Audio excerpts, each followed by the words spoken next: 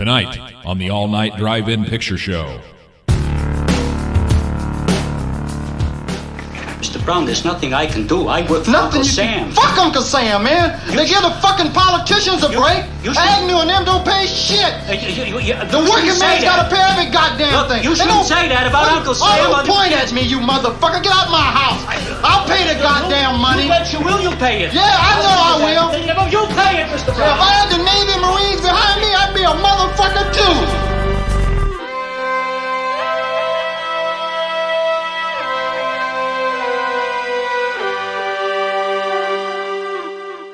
And now, your projectionists back home again in Chernobyl, Ryan Mason and Charles Wood. Welcome to the all-night drive-in picture show. I'm Ryan. That's Charles. Hi. Let's go.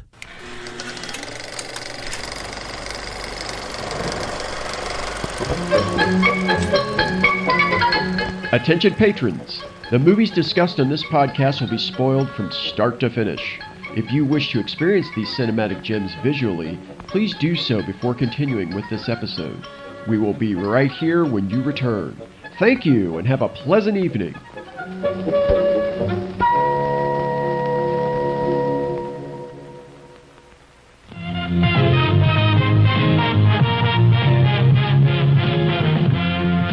And now, please enjoy our featured presentation.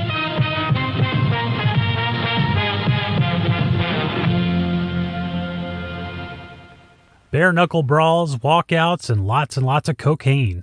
And all of that shit was happening behind the camera. This is Blue Collar. From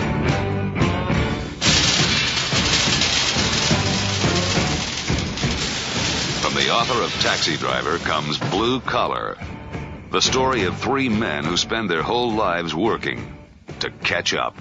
There's going to be some changes, man, in the union. Big changes. Everybody know what the plant is. The plant just short for plantation. And I was on that picket line every day. That's right, man. I'm still paying the bills and the money out of bar to support my family. Mr. Brown? Yes? Yeah, my name is Mr. Berg. I'm with the Internal Revenue. I don't want none. But according to the hospital records, you claim 6 and you only have 3. I couldn't have all my kids in the hospital, man, you know. And you know you should be done with that now. You're behind schedule. This is company time, Bartowski. What are you telling me, man? I'm going to be doing the work? All 3 men? Let's move it, Zeke. You're dragging. You're always dragging the line. But the thing I don't understand is why you let the union rip you off as much as management, you know? That saves you all the time talking about it. Kid, man, that's our union. They ain't got nothing but one guard. Here's the safe. We'll torture it later. Let's get it out of here. I hear you got something I want. We can change the union with this book, baby. Just leave me alone, man. I don't talk to no government agent. I want no sense. Nobody! Nobody back! We got the wrong house! How do I protect my family? I'm the only one who can protect you or your family. You're my friend, Jerry. But you're thinking white. The American Dream. If you're rich, you can buy it. If you're anything else, you gotta fight for it. Blue Collar. We open on exterior shots of the Checker Motors factory with the driving Captain Beefheart score. Then we're inside where the men and women are working hard on the line. We see sparks, grit, and sweat all around as the opening credits appear on the screen.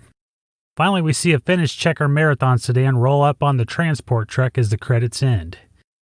The floor foreman winds through the line, berating the workers and telling them to go faster and work harder. This is Dogshit Miller, played by Boris Silver, and he's a no-good asshole.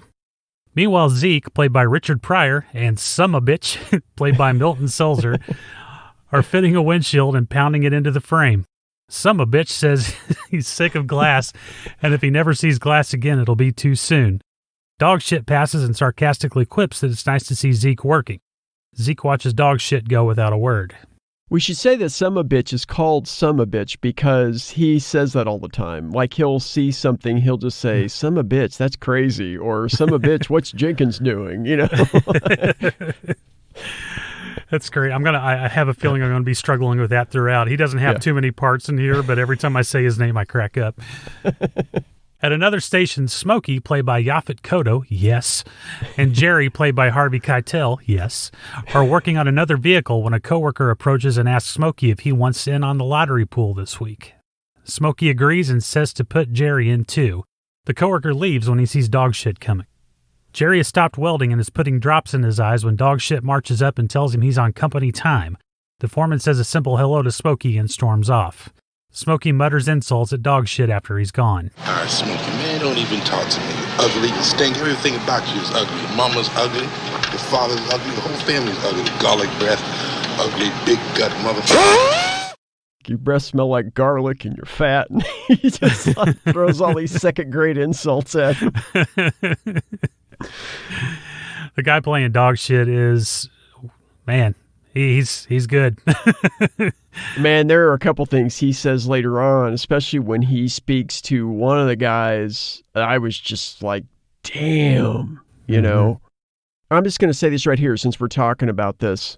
So in this movie, the N-word is used a lot. Most of it is by Richard Pryor, but there are some white characters that use the N-word as well. I think maybe Yaphet Kotto might use it once or twice. So we don't usually bleep out what characters say in audio clips, but we are going to in this particular episode simply because, like it or not, we're not a diverse podcast right now. We're both white men, and so we don't want to censor filmmakers and actors. We don't want to censor their voices, but at the same time, we don't want to normalize the use of that word or take a chance of normalizing the use of that word in the view of anybody who might be listening. So the bleeps that you're going to hear in this episode will be for the N-word. And so I'm just going to say that right up front, so then nobody will be surprised later on. You know. If you have a problem with that, we'll give you your money back. Yeah, right. Anyhow, I got to say, too, listening to the commentary for this, the commentary with Schrader was done in the 90s, right after he had shot and finished Affliction. And boy, oh boy, he uses that word quite a bit in the commentary. Really? Yeah, and it's weird because he doesn't use it in a derogatory sense. He kind of uses it when talking about the way Pryor felt about, you know, his image or the way he felt about the word or whatever, or the stuff that Schrader himself said in the press stuff at the time, which I guess in the 70s it was quote unquote more acceptable. It was a different time, but we've covered that on this show. That's bullshit. It was always wrong. Right. But yeah, he still in the 90s had kind of a free and easy relationship with both the N-word and a couple other words that had to do with African Americans that I was really surprised by. So, Paul Schrader, ladies and gentlemen. Wow. So we do not have that free and easy relationship with that word, and we're not going to try to cultivate that. So we'll just no, sir.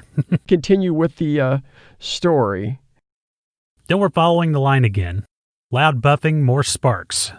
A worker named Jenkins, played by George Mamoli, sneaks off the line to grab a cold drink from the cafeteria machine. But the machine is broken and needs his change. Dogshit stalks in and tells Jenkins to get back to work. Jenkins complains about the machine constantly ripping him off, but Dogshit doesn't want to hear it. Tell your union rep, he says.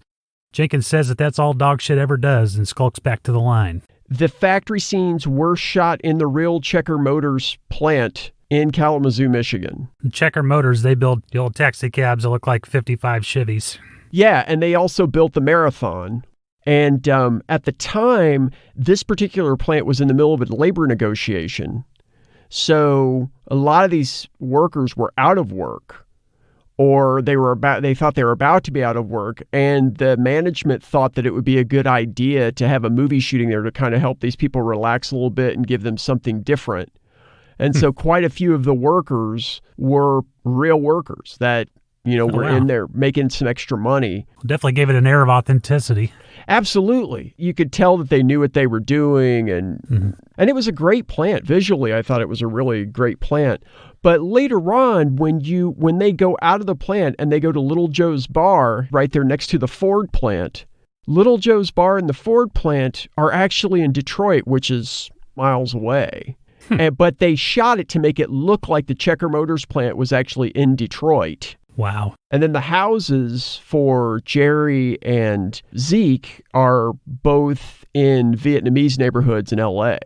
Oh, man. Yeah, so they had Kalamazoo, Detroit, and L.A., 2 weeks in each city. Wow. Later that night, there's a union meeting led by Union Rep Clarence Hill, played by the late great character actor Lane Smith. Yes. I should have said a yes behind Richard Pryor, too, because he is amazing in this movie. Oh, my God. He's so cool in this movie. He is. I've only ever really seen his broad comedies, his Gene Wilder stuff and his 80s movies. I've never seen him in a movie like this, and man, he knocks it out of the park. It's such a hard drama here toward the end, too, man. He kills it. He had a part in Lady Sings the Blues a couple years before this, and I think that's where Schrader saw him and thought, oh, he could probably do some dramatic stuff, because that role was fairly dramatic. Yeah. And I wish that Pryor had gotten more recognition for this. Yeah. I can't equate the two because I think Pryor's on a different level, but it reminds me of Adam Sandler. Like how Sandler, I feel like if he had got more recognition for Punch Drunk Love, we probably would have gotten more of that from him. Yeah. But he's one of those guys that it's like, okay, this didn't stick, so it was something I wanted to try, it didn't stick, and that's okay. Right. So he still does dramedies, but if he does dramedies now, they're much less stylized and they're much less hard drama, I think. Mm-hmm. So I don't know. I wonder if Pryor had gotten the kind of recognition he deserved for this, if it would have changed the way he ran his career. But we'll talk about the making of this movie, because I think there was probably a lot of PTSD to go around after this movie was done. So. Oh boy. So Clarence Hill, played by Lane Smith. Hill is trying to get the workers to hand out flyers about a ballot initiative on Saturday. Jerry and Smokey sit together. Jerry tells Smokey that Hill's out of his gourd if he thinks he's going to show up and hand out flyers on his day off from both of his jobs. A guy in the back of the room raises his hand to volunteer, and the rest of the room hisses at him. Seems they feel the same way Jerry does about flyer duty. Hill tamps him down and says the union does right by them, so they should do right by their union. Zeke stands and Hill calls on him, thinking the worker is volunteering as well, but Zeke has some other grievances. Zeke, I knew we could count on you. You can't count on me, not for Saturday, man. I'm busy. I ain't handing out that shit. All right, what is it now, Zeke? I want to talk about the union doing right by me like you said. What is it now, Zeke? My locker door. My locker's been busted for 6 months now, man, and the company ain't did shit to fix it. Now I have to stick my finger in some tiny asshole. I cut my finger, man, 2 weeks ago, and it ain't healed yet. Now I have to use ballpoint pens. I'm sticking them in there, and they keep breaking off. I done blew $20 in ballpoint pens. Hey, be reasonable, Zeke, huh? Reasonable? Man, fick my bitch. What are you talking about reasonable? 6 fucking months, Clarence. You're my union shop steward. You ain't doing shit. You're supposed to take this thing to the green room and get it straightened out. You know I can't go to the green room with every little thing. I gotta wait for something big, or a bunch of little things. Now, we can't let our power be dissipated by the plants. Plant my ass, man. That's all you talk about, the plant. Everybody know what the plant is. The plant just short for plantation. Right on. I'm with that, man. All right. Now that Zeke is finished. Zeke ain't finished. I'm gonna catch them dice. Shit. Tell you what I'm gonna do. I'm gonna take my case to the headquarters. Yeah. Talk to the main man himself. I know I'm gonna get some representation. Yeah, well, of course, that's your right. You goddamn right. It's my right. I know my right. It's also my right to run for the union rep and take your motherfucking job. I give a man some real representation. Don't nobody like your ass no how. And when I take over your motherfucking job, you know what I'm gonna do, baby? I'm gonna get on my private jet and wing up to Palm Springs. hang out with Eddie Knuckles and hit a few golf balls with President Ford and Nixon and them motherfuckers. All right, let's get back to work here. What about my locker? We'll talk about that later. And the $20 for the pen. I said we'd talk about that later. It's some You're taking serious everybody's shit. time here. Damn. All right, we're still looking for volunteers. This is such a great introduction to this character. And from what Schrader says, more often than not in the movie, Pryor is improvising.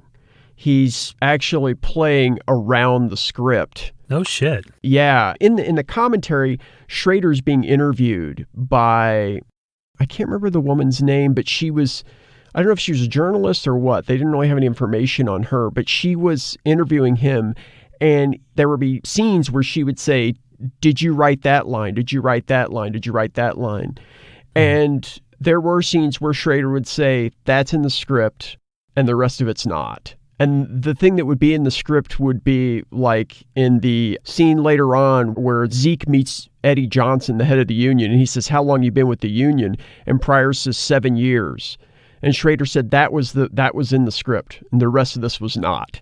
Huh. The thing about Pryor was that he could only do 3 takes because he was riffing so much. Right. But it took somebody like Harvey Keitel 6 or 8 takes to warm up. So when they were in a scene together, Schrader would have to time it out so that Keitel could do the scene with someone else and warm up, and then they'd bring Pryor in, and then they would do the scene together for Pryor's 3 takes, because after 3 takes, Pryor would run out of gas with riffing and all that kind of stuff. Wow. I don't know where Yaphet Kotto fit in there. I'm assuming Yaphet Kotto could kind of just do anything, because I've always just kind of assumed that about Yaphet Kotto, like that he could just kind of do anything. Yeah. So that caused some friction on the set. I mean, when you realize that, and realize that his acting is this good and he's improvising, that just takes us to a whole different level. Mm-hmm. To me, he is Zeke. That's the thing that's so astonishing to me, is that there are a lot of comedians where you see them in a dramatic role and you think, well, that's still Adam Sandler playing this misanthrope. There's still this disconnect there that I didn't find in this. Yeah. Actually, with all 3 of these guys, to me, there's no line separating them from their characters. And the fact that they're friends, and they even seem like they're such great friends, is astonishing, because from what Schrader said, after the first 2 weeks, they wouldn't speak to each other anymore. Wow. They hated each other. All 3 of them? All 3 of them. Oh my gosh. And so it went from him refereeing fights between them on the set to him doing shuttle diplomacy, going from hotel room to hotel room, trailer to trailer, to try to get these guys, tell them what was going on in the scene, try to get them to work together.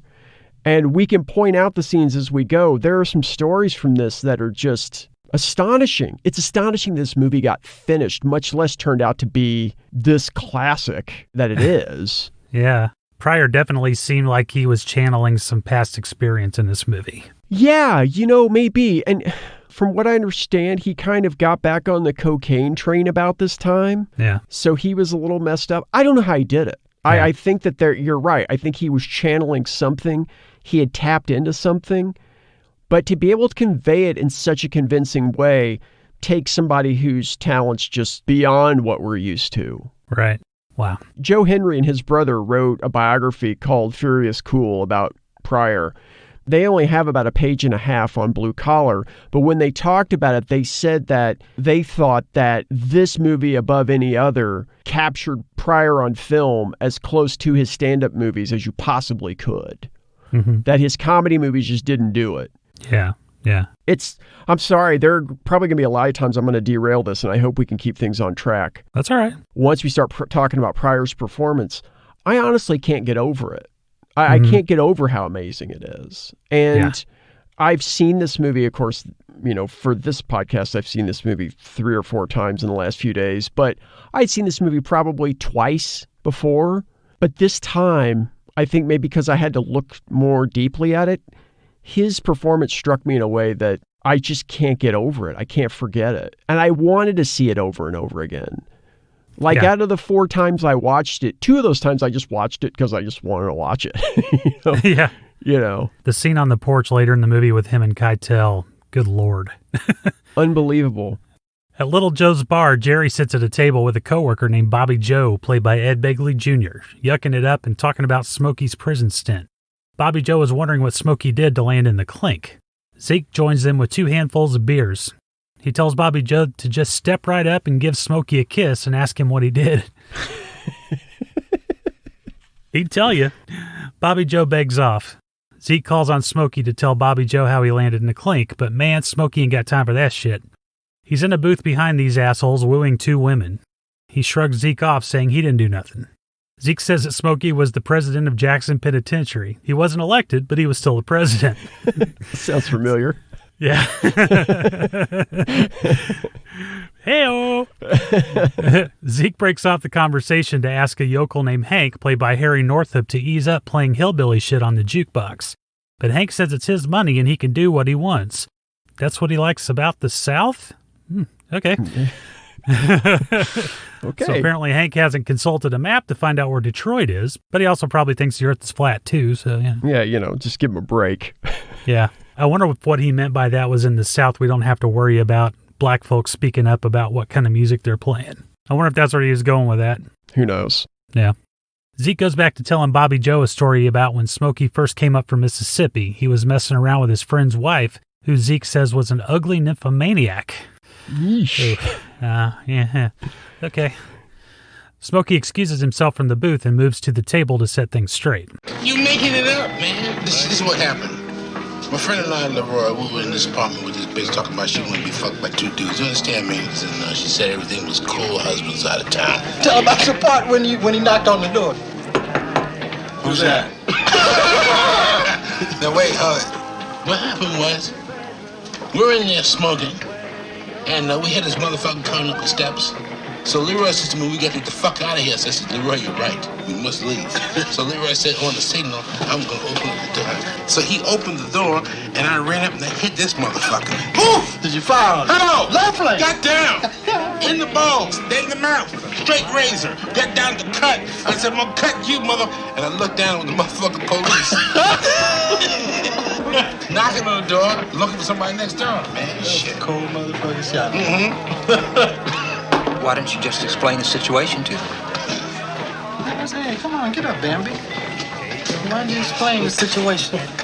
Hey, man. Tell this motherfucker.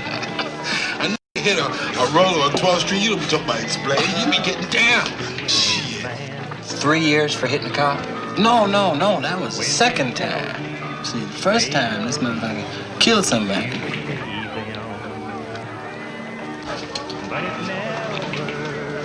I ain't kill nobody, man. Mother did. Somebody killed him. I never killed nobody.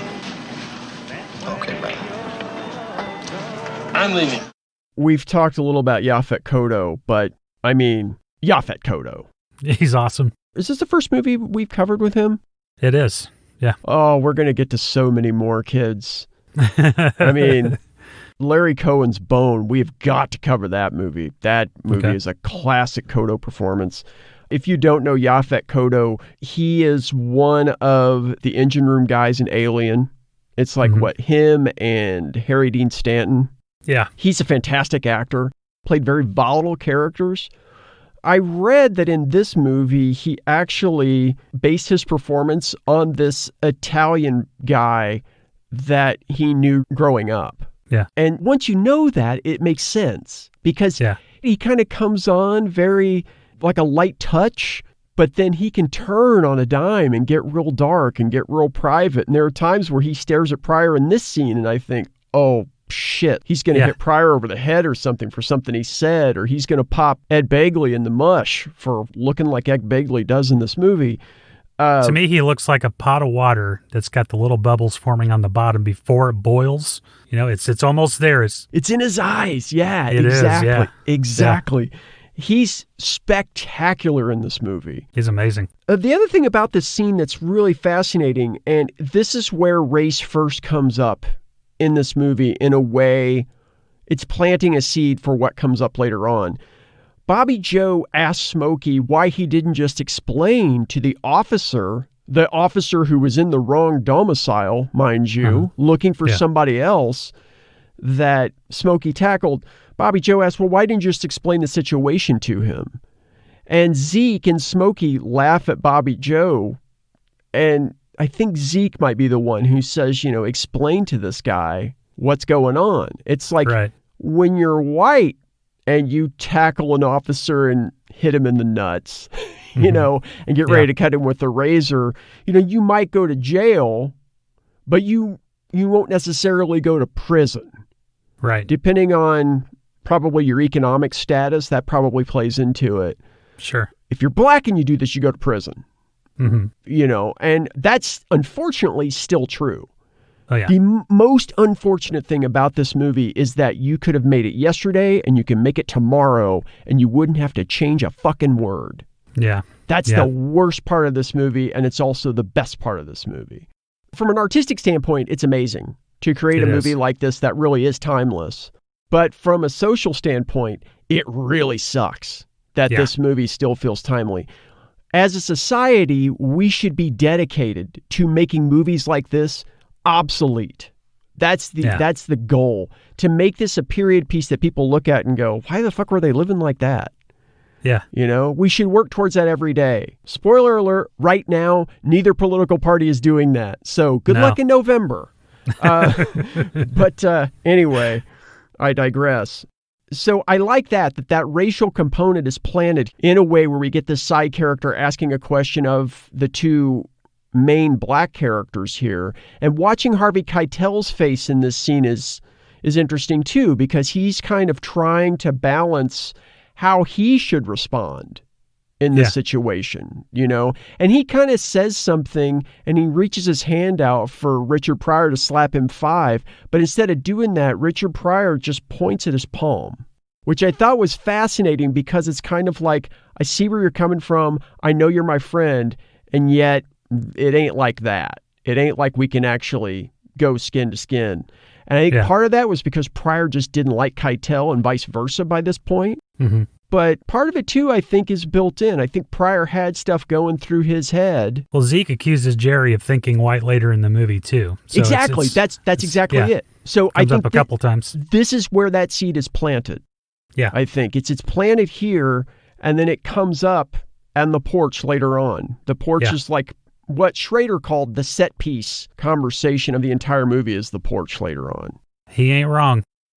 Smokey takes his leave with his 2 dates in tow. Jerry leaves too.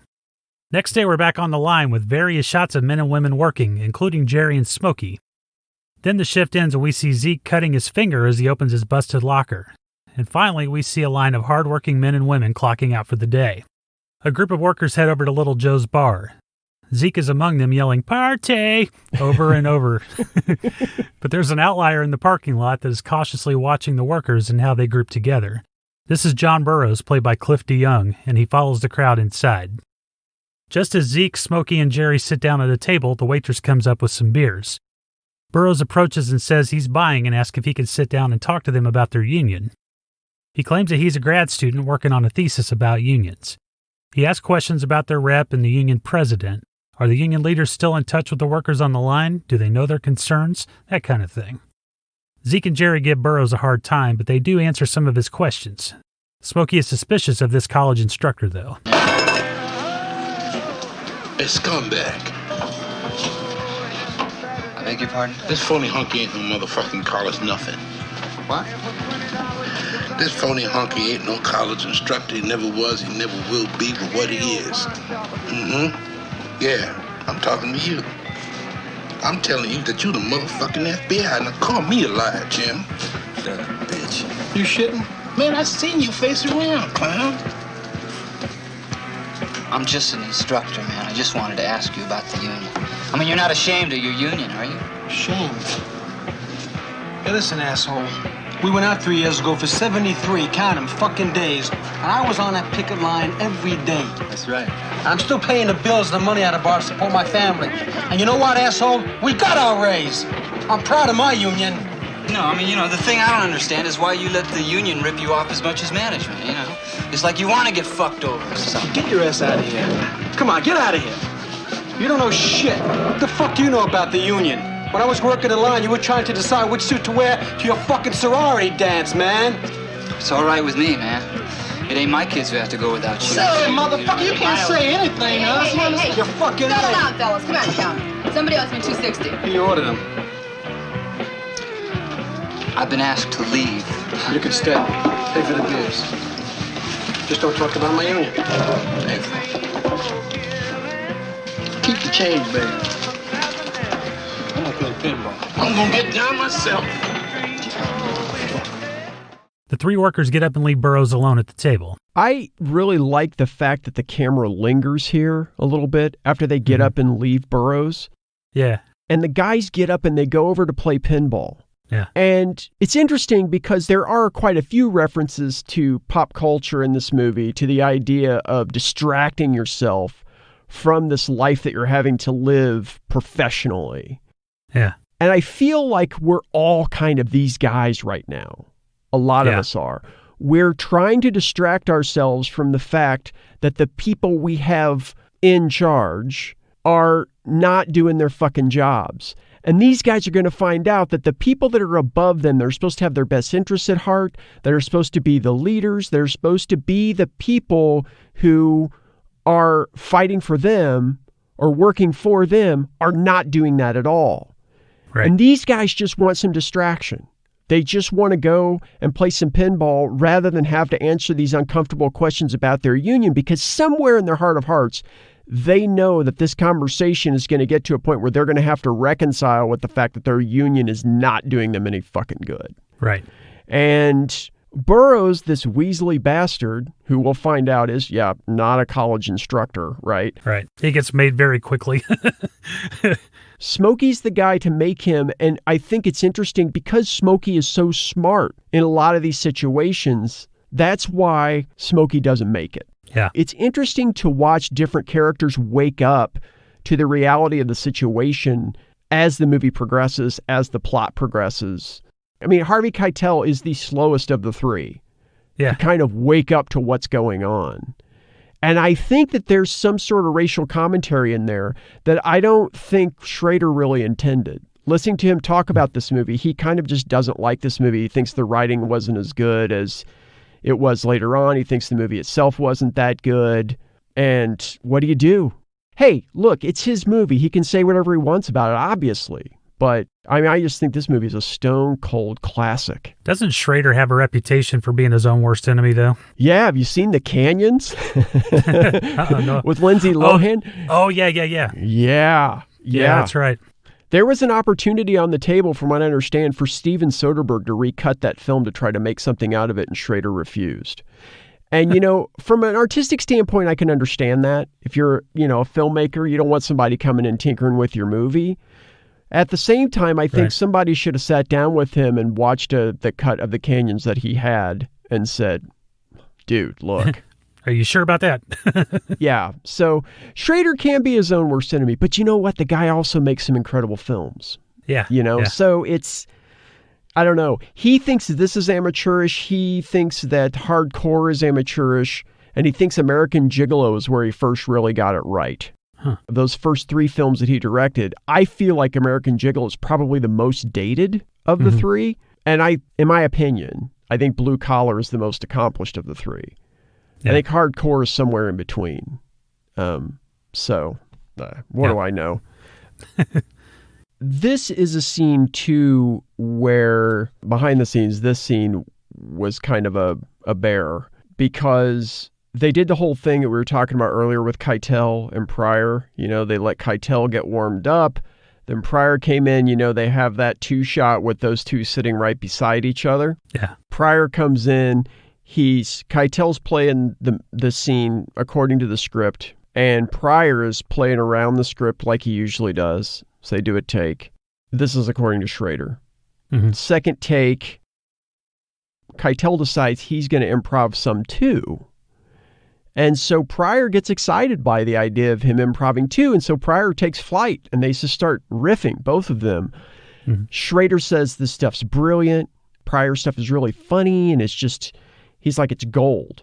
So Keitel realizes that he's being upstaged. And so he picks up the ashtray that's on the table and puts it right into the camera and then says, this is supposed to be here. effectively kind of ruining the take. And so Pryor immediately jumps on him and starts punching him. Oh my God. Beating the shit out of him. And Rashawn Khan, which was Pryor's bodyguard, then jumps on Pryor. I don't know if he was trying to get Pryor off of Keitel or if he was helping Pryor beat up Keitel. I don't know what was going on. But then Schrader jumped on Rashawn's back and forgot to yell cut. So the cameraman was just sitting there shooting for a while until finally he just decided to stop shooting and stop the camera, you know. Oh my God. But that was kind of every day, I guess, was just either like that or at one of these bar sequences, and I'm sorry, I don't remember which one it was, but one of them, Keitel left and went to the airport and was on the phone with his agent before he was ready to get on the plane, and they talked him into coming back. Damn. So, yeah. But, you know, Schrader admitted that it was his fault because in selling this movie, he basically got Pryor involved because Lucy Soroyan, the actor who plays Arlene, Jerry's wife in the movie, she and Pryor had dated. And so I don't know if they were dating at the time or what, but through her, he got connected with Pryor and got Pryor involved. And then he got Harvey Keitel involved because he knew him through Scorsese. And he got Yaphet Kotto based on, I think, those two other guys getting involved. He never really said how he got a hold of Yaphet Kotto. But the thing was that he had told each of these guys individually that they were the star of the movie. So these guys show up thinking that they're all the star of the movie. And when they find out that they're having to jockey with these other guys, that became a problem between them. So it was his fault that it happened. And by the time he said he realized that it happened, he had to hand the quote unquote directing duties over to the cinematographer and the script supervisor so that he could concentrate on the performances and the story, which I kind of thought that's what the director does, but I don't know. Right. Maybe his definition is different. So that's kind of the background of why there was so much tension on the set and why these guys were fighting so much. So I'm sorry. I know we're getting sidetracked off the story a lot. Hey, look, you've got to see this movie, right? Like you have to. We're going to spoil this movie, but you still have to see this movie because it's... Oh, yeah. It's really an amazing movie. It's one of the most overlooked, underappreciated movies of the 1970s. And it's criminal that it is. It's an incredible movie. It really is. Later that night, Zeke is at home with his wife Carolyn, played by Chip Fields, and their children and the kid's friend. They're watching the Jeffersons on a big old wooden console television set. Yes! Zeke is tearing the show apart, disgusted by George Jefferson. Caroline says that he should turn it off if it bothers him so much, but Zeke says fuck that. It took him 3 years to pay for that TV. It's the only thing of value in the house, and they're going to watch everything that comes on, even the snow, after the channels go off for the night. That's funny because Pryor actually did buy that TV for the family who lived there. Oh, really? In real life, yeah, he bought it and just left it with them. Yeah. Zeke is breaking up an argument between the children when the doorbell buzzes. It's the IRS man, Mr. Berg, played by Leonard Gaines. Things start out cordial but turn ugly when Berg starts running down the discrepancies between what Zeke reported on his taxes and what the IRS uncovered in its investigation. Zeke reported 6 kids when the hospital records showed Caroline only birthed 3. And he had a side job last year but didn't report any income or pay taxes on it. Caroline offers to go find all of the kids, so she leaves with the children and goes down to the neighbor's house. Caroline asks the neighbor, played by Vermedia Royster, if she can borrow her kids to pose as hers for the IRS man. Caroline also asked the neighbor if her kids could change into some of her kids' clothes because she figures Berg wouldn't know the difference. The neighbor agrees and they get to it. Meanwhile, Zeke is feeling the heat from Berg. The taxman is plunking away at his pocket calculator, adding up both the non-existent kids that Zeke got a tax break for and the income he didn't pay taxes on. The bill comes to $2,460.75. Woof. That's a lot of money today. Back then, that was a monster amount of money. Yeah. Berg says he's just the messenger. Zeke's got to pay it.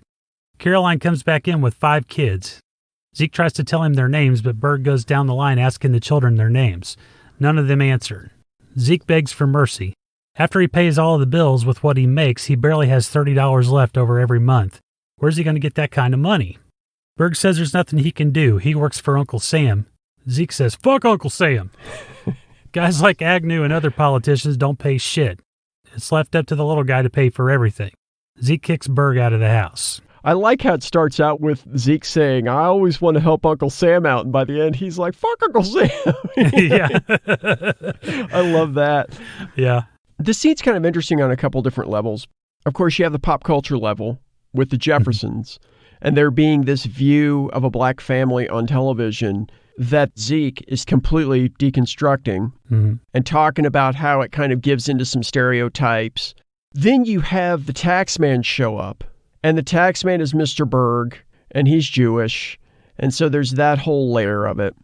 And Schrader, for his part, admits that it was uncomfortable for him to watch, knowing that he had written it and how racially insensitive it was for having the black family committing the welfare scam and having the Jewish tax collector come around. He's just like you couldn't do that. As I say, speaking in the 90s, you couldn't do that. Definitely shouldn't do it today. Right. But I do think it's interesting because in a lot of ways, Caroline especially is playing on what she thinks Mr. Berg's assumptions are about a black family. So when she goes down to the neighbor's house, she says, well, you know, if my kids could put on some of your kids' clothes, he wouldn't be able to tell the difference anyway. Right. That's a black woman talking about a stereotype about white people as they view black people, which I think is fascinating. Right. And it's true for a lot of white people.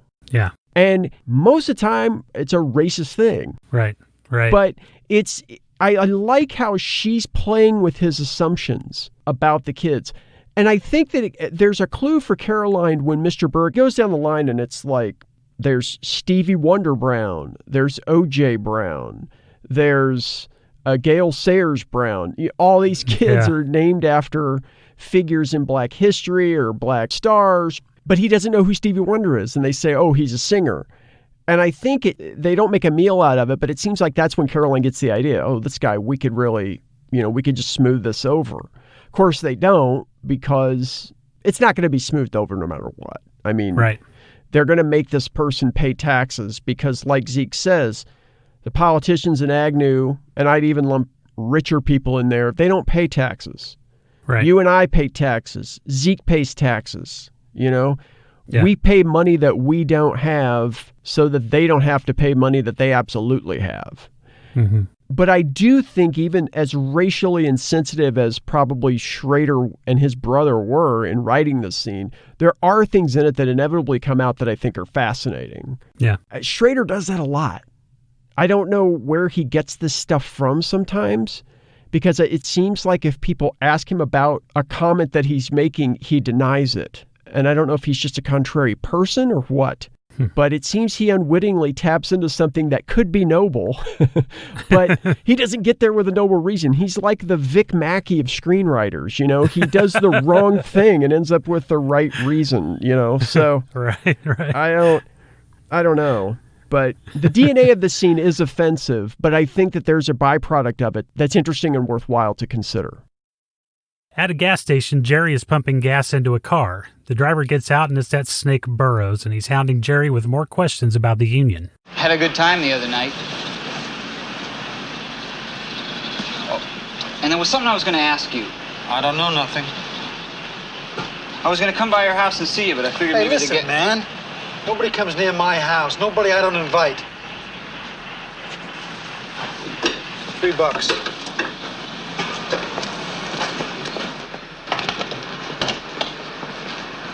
Yeah, well, you know Clarence Hill, don't you? I mean, you were his key man before he was promoted to shop steward. I heard he just bought a big house out in Woodland Hills. I don't know nothing about that. Come on. I don't know nothing about no house. Nothing about no Clarence Hill. Nothing about no union. I don't know shit. Well, everybody knows your local's the most corrupt in the city. Yeah? Yeah. I also know that you got your man inside the union. And the union's got its man inside the government. And if I fought it upwind, I'd be out of a job in an hour, wouldn't I? Yeah, but you seem to me like a guy Just leave who's me alone, honest, man. I you don't know? talk to no government agent. Later that night, Jerry's at home in his underwear getting into bed. His wife, Arlene, played by Lucy Soroyan, asks if his back is still bothering him. Jerry nods and gets under the covers. Arlene says that the school nurse called and said that their daughter Debbie has to have braces. Jerry grouses at this, but Arlene says gently that she's just warning him because Debbie will be asking about them tomorrow. The next day, Zeke goes to the union office to air his grievances. He calls to his secretary behind the counter, but she tells him to wait just a second. As he's waiting, Zeke notices a couple of things. Another clerk going into the office vault nearby and an ancient rent-a-cop sitting in the corner. The secretary finally calls back to the union president and announces Zeke. Then she tells him to go on in. The union president is a grizzled-neck, raspy SOB named Eddie Johnson, played by Harry Belliver. He offers Zeke a seat and asks what the problem is, but Zeke remains standing. Zeke tells Johnson that the union rep Clarence Hill is a racist. Every time a white worker complains about something, it's taken care of, but when a black worker asks for something or reports a problem, it never gets done. Johnson says that their local has the best race relations in the whole union. Whew. They were the first to insist on equal wages for black and white workers.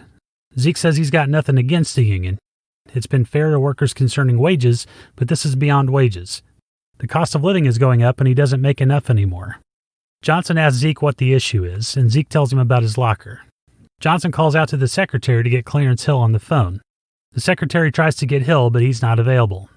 Nevertheless, Johnson pretends that he gets through to Hill and tells him to fix Zeke's locker and to keep him informed about the situation. He hangs up and tells Zeke that this will fix the situation and that he's always there to help. As Zeke leaves the office, he stops at the front door and takes one last look around. The old guard is reading a newsletter and picking his nose. A clerk is guiding her bike out of the wide-open vault into the office's back door. Zeke pauses for a moment and then heads out. So the handshake that he and Johnson do. Yeah. Johnson's this old, white-haired, fought-out back for beer money after his shift kind of guy. Yeah. And he's trying to do the 3-stage handshake with Zeke. Right. This feels like a political convention right up front. And then, of course, there's Zeke's amazing shirt. Yeah. It's shiny. Yeah. And it's like, what color is that? I don't even know. It's like a shiny rose tan thing. Yeah. It's got a collar and everything. It looks like it's silk, but then it goes down and about probably midway down his abdomen, it turns into like sweatshirt cuff material. Yeah, it looks like a cummerbund. Yeah, it's amazing. It's just an amazing shirt. Yeah. So that's just an aside.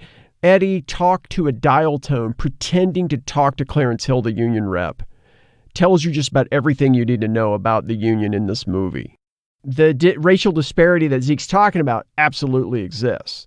And, you know, you always get this with management, with unions. You get this whole thing of like, don't we pay you fairly? We've always been fair with you. You've got to be fair with us. But in reality, they're just kind of blowing smoke. They're shaking your hand while they're stabbing you in the back with the other hand.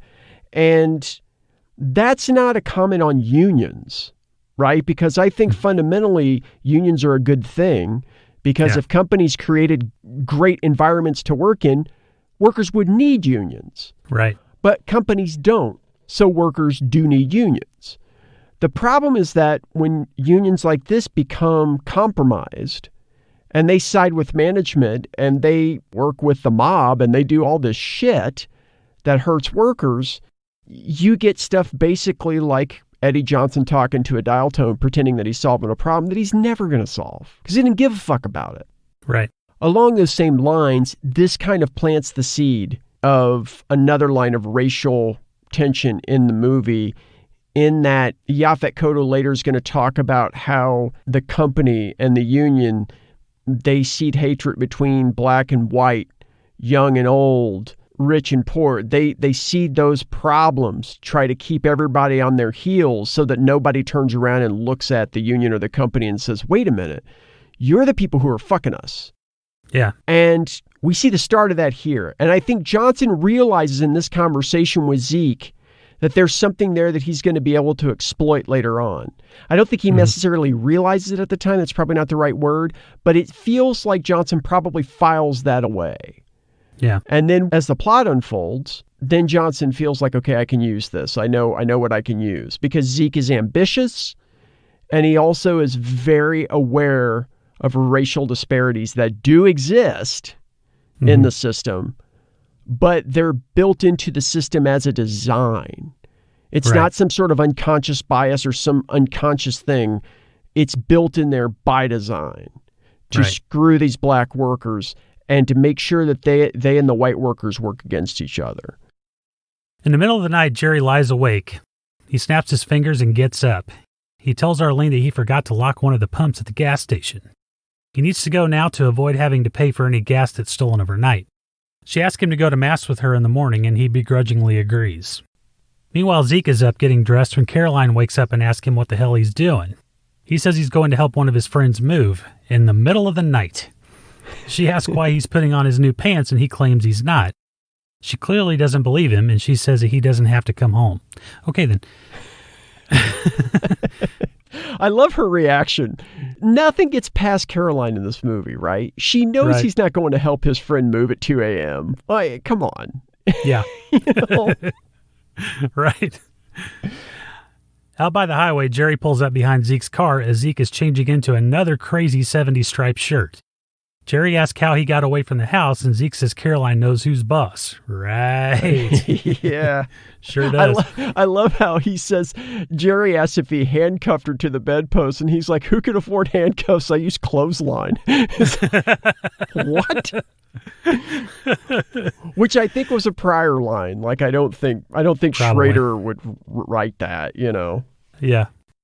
At Smokey's apartment, there's a party going on. The 3 men party with 4 women. Zeke digs into the cocaine on the coffee table first. Jerry says that there must be 3 weeks of pay in those powder lines. Smokey says it's actually 5 weeks worth. And that was sweet and low.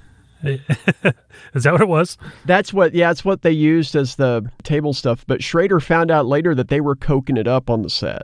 Oh, yeah. I mean, I don't know who was coking up outside of Pryor. He kind of made it sound like they all were, but he didn't really specify. But if they hated each other, why would they all be doing lines together? I don't know if they were doing lines together. That's the thing. Okay. They might have been doing lines separately. I gotcha. This entrance scene was the day that Pryor hit Kodo with a chair. They were doing the scene, and at one point, I guess, they had done Pryor's part of the scene where the camera was on him, and then they do the part of the scene where it's on Kodo. And Pryor started to realize, because he's feeding lines to Kodo, just like Kodo fed him in his scene. And he starts to realize that when this is cut together, Kodo's going to look a lot cooler than Zeke. You know, Pryor's like, I'm going to look like an idiot. I'm going to look like this dumbass. And so he gets mad and hits Kodo with a chair, like a folding chair. And Schrader said basically that Pryor kind of lucked out because that day Kodo was maybe, in Schrader's words, a little too drunk to really do anything but kind of slump back in his chair. Ugh. I can't imagine hitting a guy like Yaphet Kodo with a chair and expecting I'm going to come out of that with all my limbs. I don't even know where that instinct comes from. It must be the cocaine, for God's sakes. I can't imagine. I'm sure Pryor could scrap. Like, he looks like he could probably handle himself all right. Yeah. But I wouldn't want to go up against Kodo. That is a big dude. He's like a head taller than these guys. Yeah, and he's built like a truck. Like he is. Yeah, man. I don't know. I can't. I don't know. Cocaine must really be a hell of a drug. It must be. Good Lord, man. Wow. What follows is a dirty sex orgy montage that includes Smokey having mobile dirty sex with one of the women as he crawls down the hallway with her in the missionary position. There's a lot of rug burn opportunities there, man. That girl's back was shot after that. Good Lord. Oof. I have never seen a sex scene like that in my life. No. I hope it was soft carpet. Jerry talking to one of the women about how he's not going to be at the plant all his life, even though he's been there 10 years. Zeke talking about the safe at the Union headquarters, and his dialogue about knocking it over carries through the rest of the montage. We see Jerry and Zeke having a dildo sword fight as one of the women sits watching, nude except for a necktie. Of course. Yeah. A shirtless, blindfolded Smokey searching the hallway for one of the women. Zeke still talking about robbing the Union safe as Jerry goes down on one of the women. We see Jerry a little later as he hoovers some coke and hear him in a voiceover talking about how whenever he gets coked up, he talks about leaving the plant, but he never follows through. Then the 3 men are sitting on the couch. It's nearly 6 a.m. and the blue light of early dawn is evident outside the window behind them. The party has dwindled to that phase where everybody's guard is down. Every time I get coked up like this, I think I'm never going to go back to the plant. Don't know why the fuck I do. Because the credit men need your paycheck. Credit's the only thing you can get free from the company. Got a house, fridge, Dishwasher, washer, dryer, TV, stereo, motorcycle, car. Buy this shit, buy that shit. All you got's a bunch of shit. You don't even own it. Can't give it back because it's already broke down. Sometimes I get so depressed. I start thinking about the shit I promised Carolyn. Shit I ain't never gonna be able to do. And I know a man's supposed to take care of his family.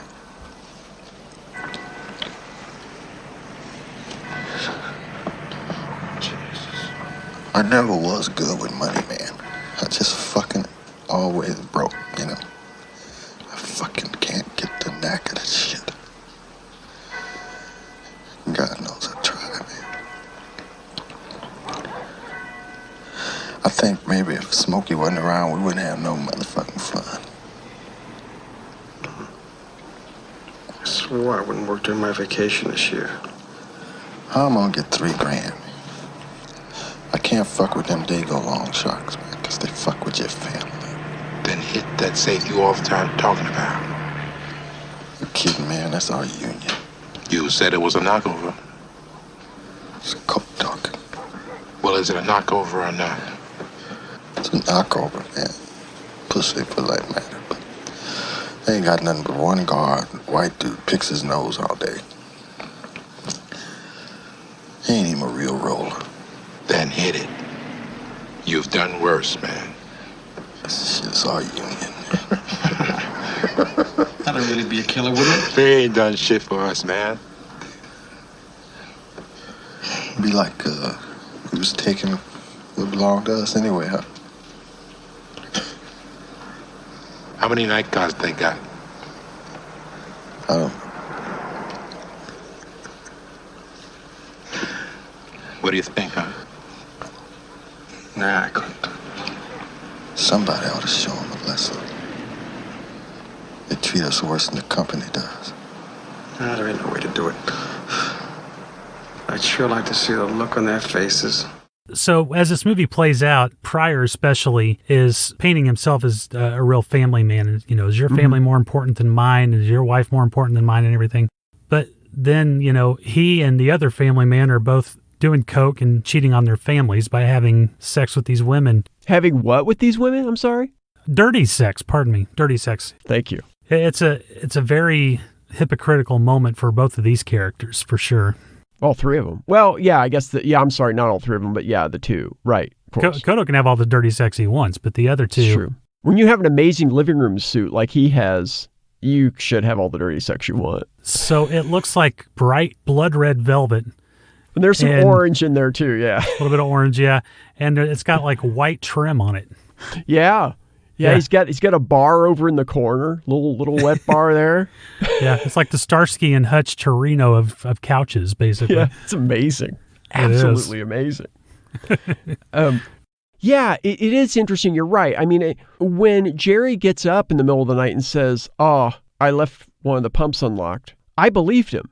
Yeah. Right? Like, I totally believed that. I thought, oh, well, that guy's going to get charged. You know, like he said, he's going to get charged for the gas that gets stolen. So I believe him. I'm like, yeah, you know, makes perfect sense. Yeah.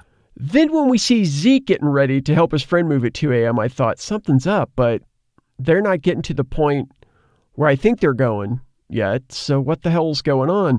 When they get to this place and this party unfolds, it's crazy because we as the viewer up to this point have unknowingly kind of been in their wives' position, where we kind of know about them what their wives know about them.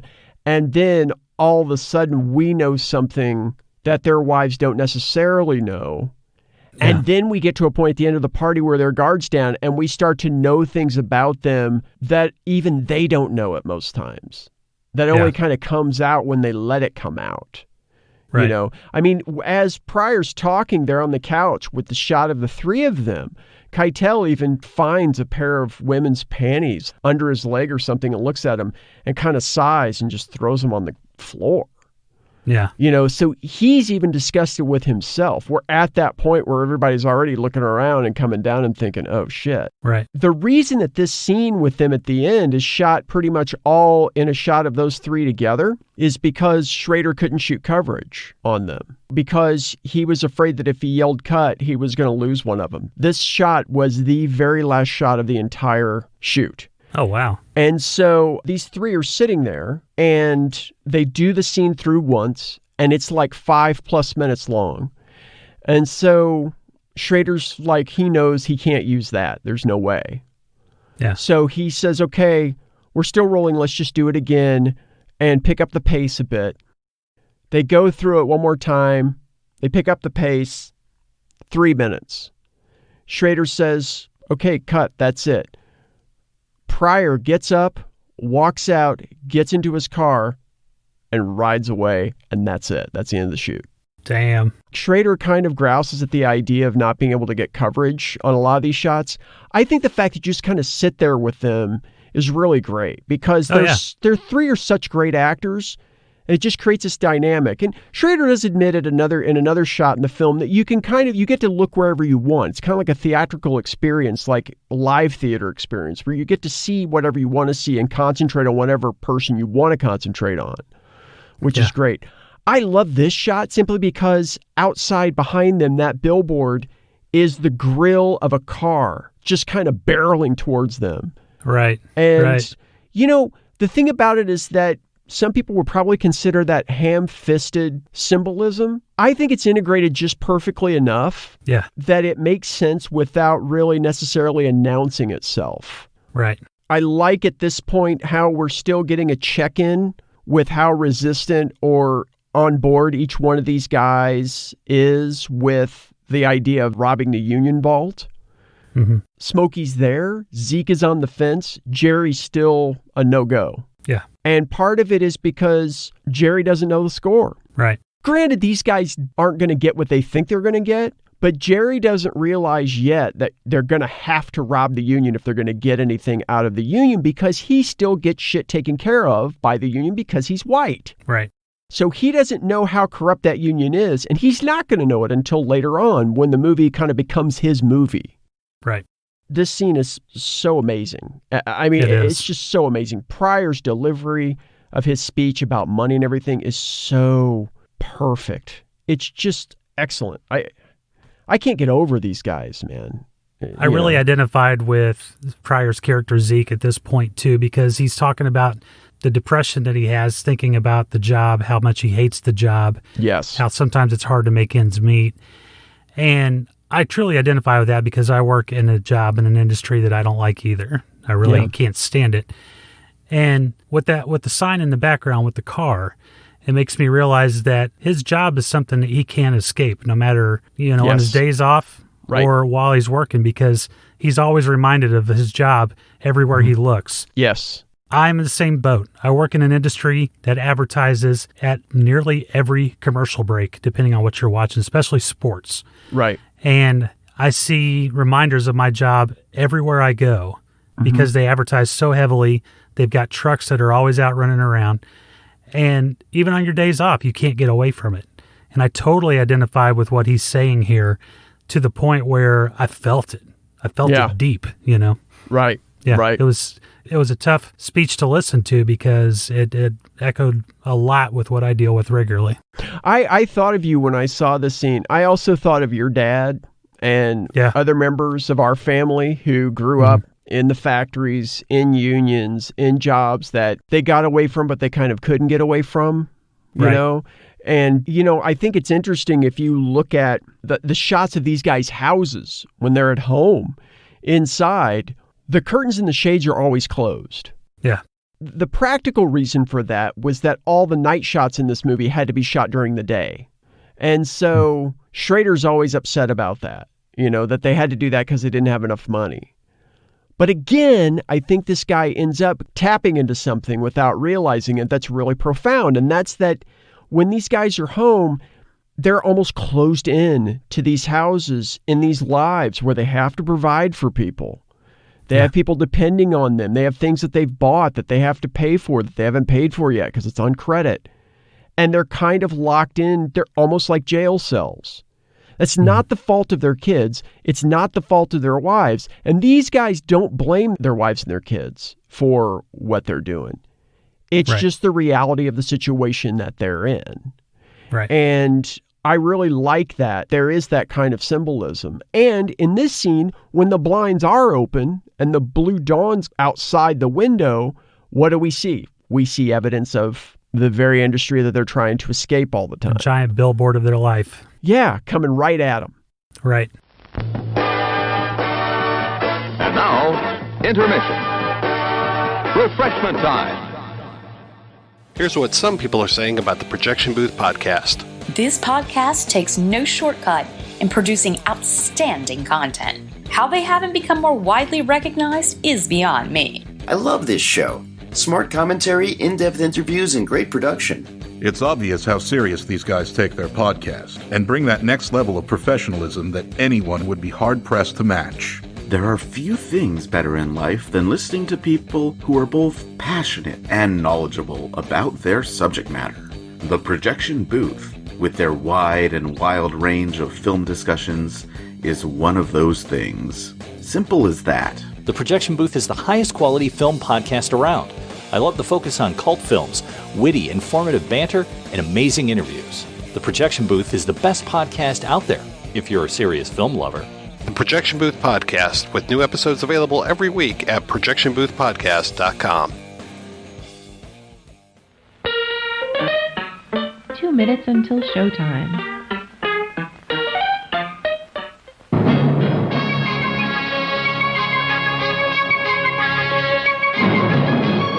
Coming soon to this drive-in theater.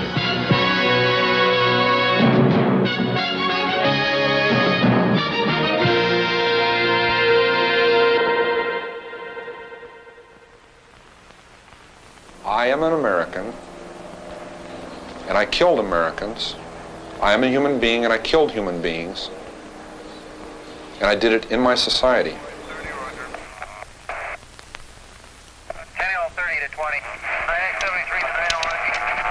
Drop the gun. Drop the gun.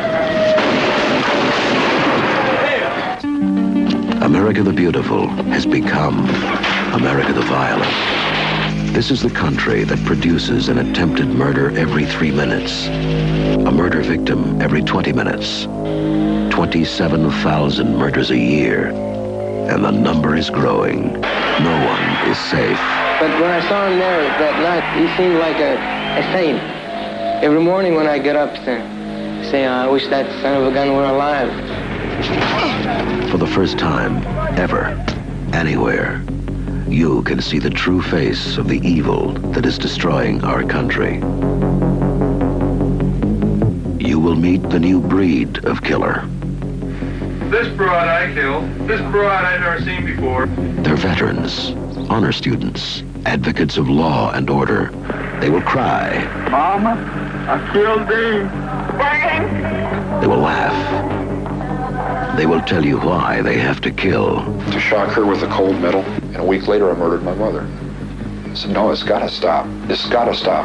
I just stabbed to death and cut the throat of an innocent young woman. As I'm sitting there with a severed head in my hand, talking to it.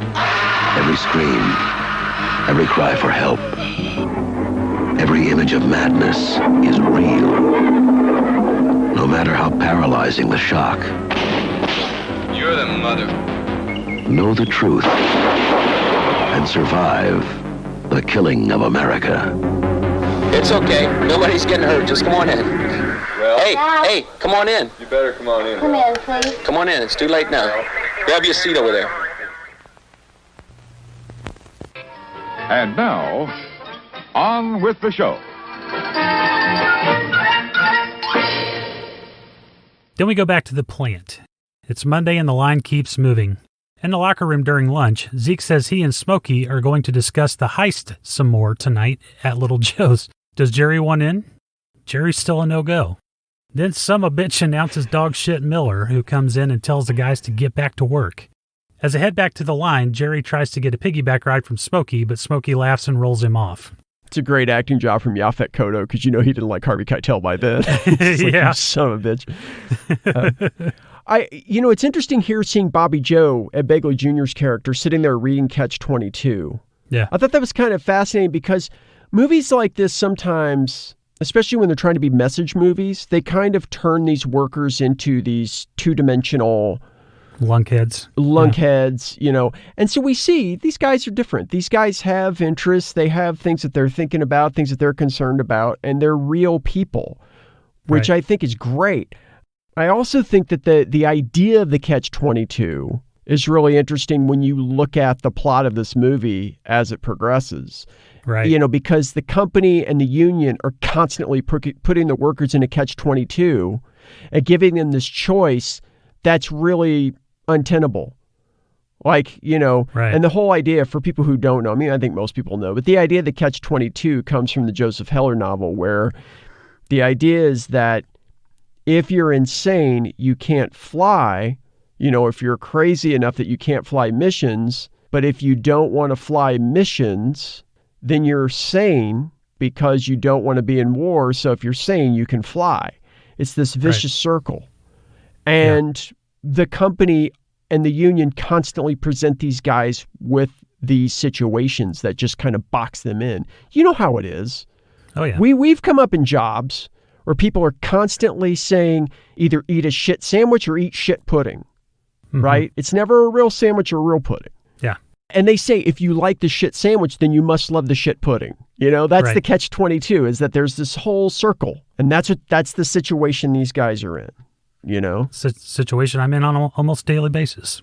That's probably a really bad analogy to describe the Catch-22, but I'm going to go with it because it's late, and I've got a popcorn machine to clean, so fuck you guys. In the cafeteria, Jenkins is back at that soda machine. It eats his money again. He bangs on it and pulls the lever, trying to get his money back. Meanwhile, Jerry and Smokey are winding their way back to their stations. Jerry asks Smokey if he's got any side effects from the party. Just a headache, says Smokey. Jerry means crotch rot, though. Crotch rot. Smokey tells him that those women were clean. Jerry figures he's got psychosomatic crabs again, which incidentally was the name of my high school jazz band, the Psychosomatic Crabs. It's a great band. It is a great band. Such a great band. We only played songs about lovesick seamen. Anyway. Sailors. Yes, sailors, sure, yeah. Jerry and Smokey get back to their station and get back to work. Back in the cafeteria, Jenkins yells at the drink machine that this is the 16th time it's stolen his money. He runs out and commandeers a forklift and drives through the machine. Then he bashes it with a steel pipe until dogshit intervenes and suspends the tubby worker for 2 weeks. You know what? That machine had it coming. I'm sorry. I'm with the man. It did, and it was a great scene. It was. It was such a release, to see one of these guys taking it into his own hands. Yeah. It seems like machines like that only worked half the time, too. It was one of the machines where it dropped a cup and then you got a fountain drink out of it. Yes. It seems like when I was a kid, I rarely had any luck getting a drink out of one of those types of machines. And out of that half, 25% of the time, you got the drink that you actually ordered. Right, or the drink spilled in the bottom of the machine while it was coming out. Yeah, exactly. Nevertheless, seeing this bank of machines in this little cafeteria area made me really nostalgic. Yeah. Because the sodas that came out of these cold drink machines were this certain type of shitty taste that just always reminds me of being a kid and wearing corduroys and playing with like stomper 4x4s. And this quote unquote break room too is awful, is an awful setup. It's right in the middle of the plant, open air. So even when you're on a break, you're hearing the roar of the machines and the sound of clanking tools and pounding metal.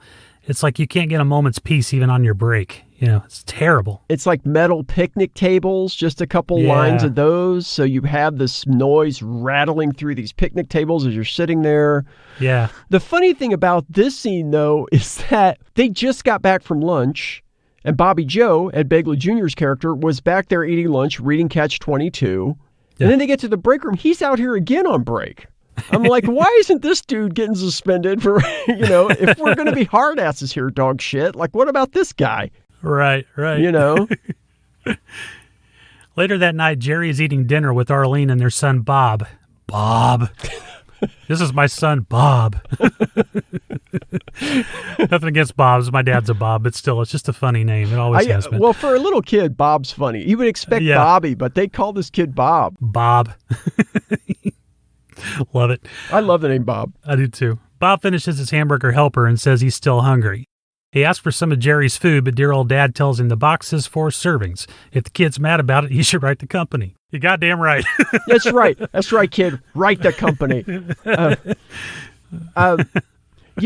The funny thing here is this does echo something that Zeke said to his kids earlier.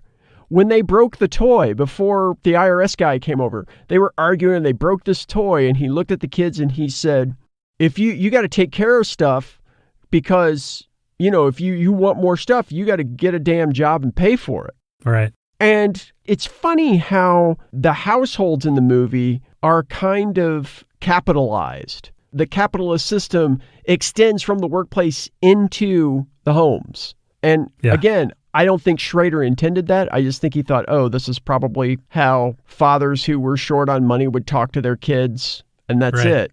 But it's like this value system that you bring home with you. Mm-hmm. Do you experience that now where you kind of bring some of that stuff home with you? And oh, God, yeah. What do you do about it? Do you just consciously have to say, okay, I'm shifting from work Ryan to being home Ryan? I do, and sometimes that's a difficult transition. Sometimes it takes me going to my room for a few minutes and kind of deflating, kind of letting it all out. Right. Before I can go in and try to be happy dad. There are days when it's really hard when I come home to shake it off. And sometimes I can't. Sometimes I go to bed still angry. Yeah. So I feel every inch of that, every bit of that part of the story. Yeah. And I should really not implicate myself too much. I haven't said where I work yet or what company I work for, but let's just say, ethics sometimes are questioned a lot. So yeah, and it has to do with seafood, ladies and gentlemen. Seafood, yes. Do we put out the stuff that's turning a little green? Yeah. Once you cook it up, you can't tell. Yeah. Just turn it over. Just turn it over and let the light shine down on it. Yeah. Even though there's a place set for her, their daughter Debbie is not at the table. Bob says something about her absence and Jerry calls for her. Arlene tells him to lay off because the kid has had a hard day. She says that Debbie was upset about not being able to make the baton twirling team, but in reality, the young girl tried to fashion her own braces out of wire and injured herself. Oh, man, that poor kid. I know. This is a heartbreaker. Jerry is horrified by this. He tells Arlene to get the braces and they'll deal with the bill when it comes. They'll get some more credit or something. Jerry says that they'd be better off if he didn't work. At least then they could get some government welfare or something. This scene broke my heart, man. Yeah. I really hate to see when kids go to an extreme because they feel incomplete about something or they feel inadequate. I hate it so much. Right. Well, and honestly, Debbie kind of does what her father ends up doing. She feels like that the people who are supposed to be taking care of her aren't able to meet her needs, and so she takes it into her own hands. Right. And she ends up hurting herself. Yeah. So that's definitely kind of something that I think Jerry sees it, but I don't think he really realizes it. Yeah. He really is just thinking at this point in dollars and cents, which is very understandable. And I think this is the thing that pushes him over the edge to saying, okay, I'm willing to do this heist. Right. And he's been the one that has taken the longest to get to this tipping point. Yeah. And I hate using buzzwords, but it's because of his privilege that I think it's taken him this long to get to this point. He thinks there's got to be a way I can fix it. I could get more credit or something. We all know he can't. Because if he could, he would have already. Exactly. And for Christ's sakes, in this scene, he's wearing a shirt that he obviously got when he bought a Big Mac. Yeah. It actually says, 2 all beef patties, special sauce, lettuce, cheese, pickled onion on sesame seed bun. I mean, I know that by heart, right? If you grew up in the 70s, you knew that by heart. Oh, yeah. You know what's great about this scene, too, is that once he finds out she's injured, he says 2 or 3 more lines and then they move on. They didn't have to have a scene where he goes upstairs to comfort his daughter, even though it kind of would have been nice to see him show more care toward his kids, which he doesn't do a whole lot in the movie. Right. But he didn't have to go up there and have some sort of realization by talking to her. Right. They're like, that's what happened. That's what made him click, you know? Well, and it's because he's such a great actor. Yeah. I think it's the foundation that's been laid. But in the moment, it's because Harvey Keitel, especially in this period, but I think overall, Harvey Keitel knows how to use his face to get the point across. Right. And there are a lot of actors that would need a speech, and they might need some crafty editing, and they would definitely need somebody to play off of to get it across. Harvey Keitel doesn't need that. Right. Jerry goes to Little Joe's bar and sits down with Zeke and Smokey at a booth. I was thinking about what you guys were talking about. You really gonna do it? We getting down. Be with that. Smokey knows this girl.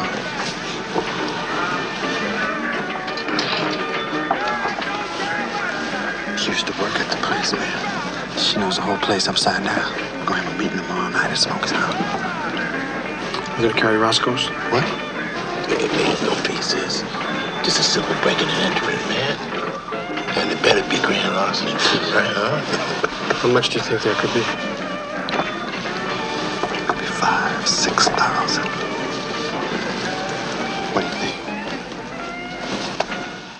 The next day at the factory, Smokey tells Zeke that a guy named Charlie T will give them instructions on opening the safe for 100 bills and 10% of the take.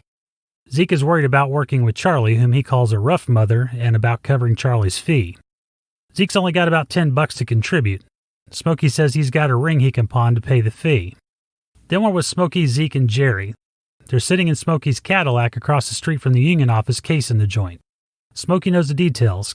Cop drives past every 50 minutes. Security guard checks in every hour at night, usually about a quarter past the hour. And there's an electric eye, which is not a camera, but a frickin' laser that passes under the doors. Zeke talks about how he saw the electric eye on the Pink Panther. That'd be an improv line. They can weigh you, tell if you're man or woman, how old your mama is. Smokey blows him off, saying it's just like the supermarket scanner. Zeke asks what car they're going to use. Smokey says that they can use his wheels, but Jerry balks at this. Cops will spot Smokey's pussy wagon a mile away. Zeke and Smokey suggest they use Jerry's car, but he says his fuel pump is no good. Smokey tells him to get a new fuel pump. Everybody's got to throw in if this is going to work. They discuss masks and finally decide that maybe some Halloween masks or some sort of disguises would be good. So for those playing blue-collar bingo at home, we got Smokey getting the details about the office and pawning a ring to cover the fee for safe cracking instructions, Jerry fixing his fuel pump so he can bring the getaway car, and Zeke getting disguises. A car stops in front of the office and a woman gets out.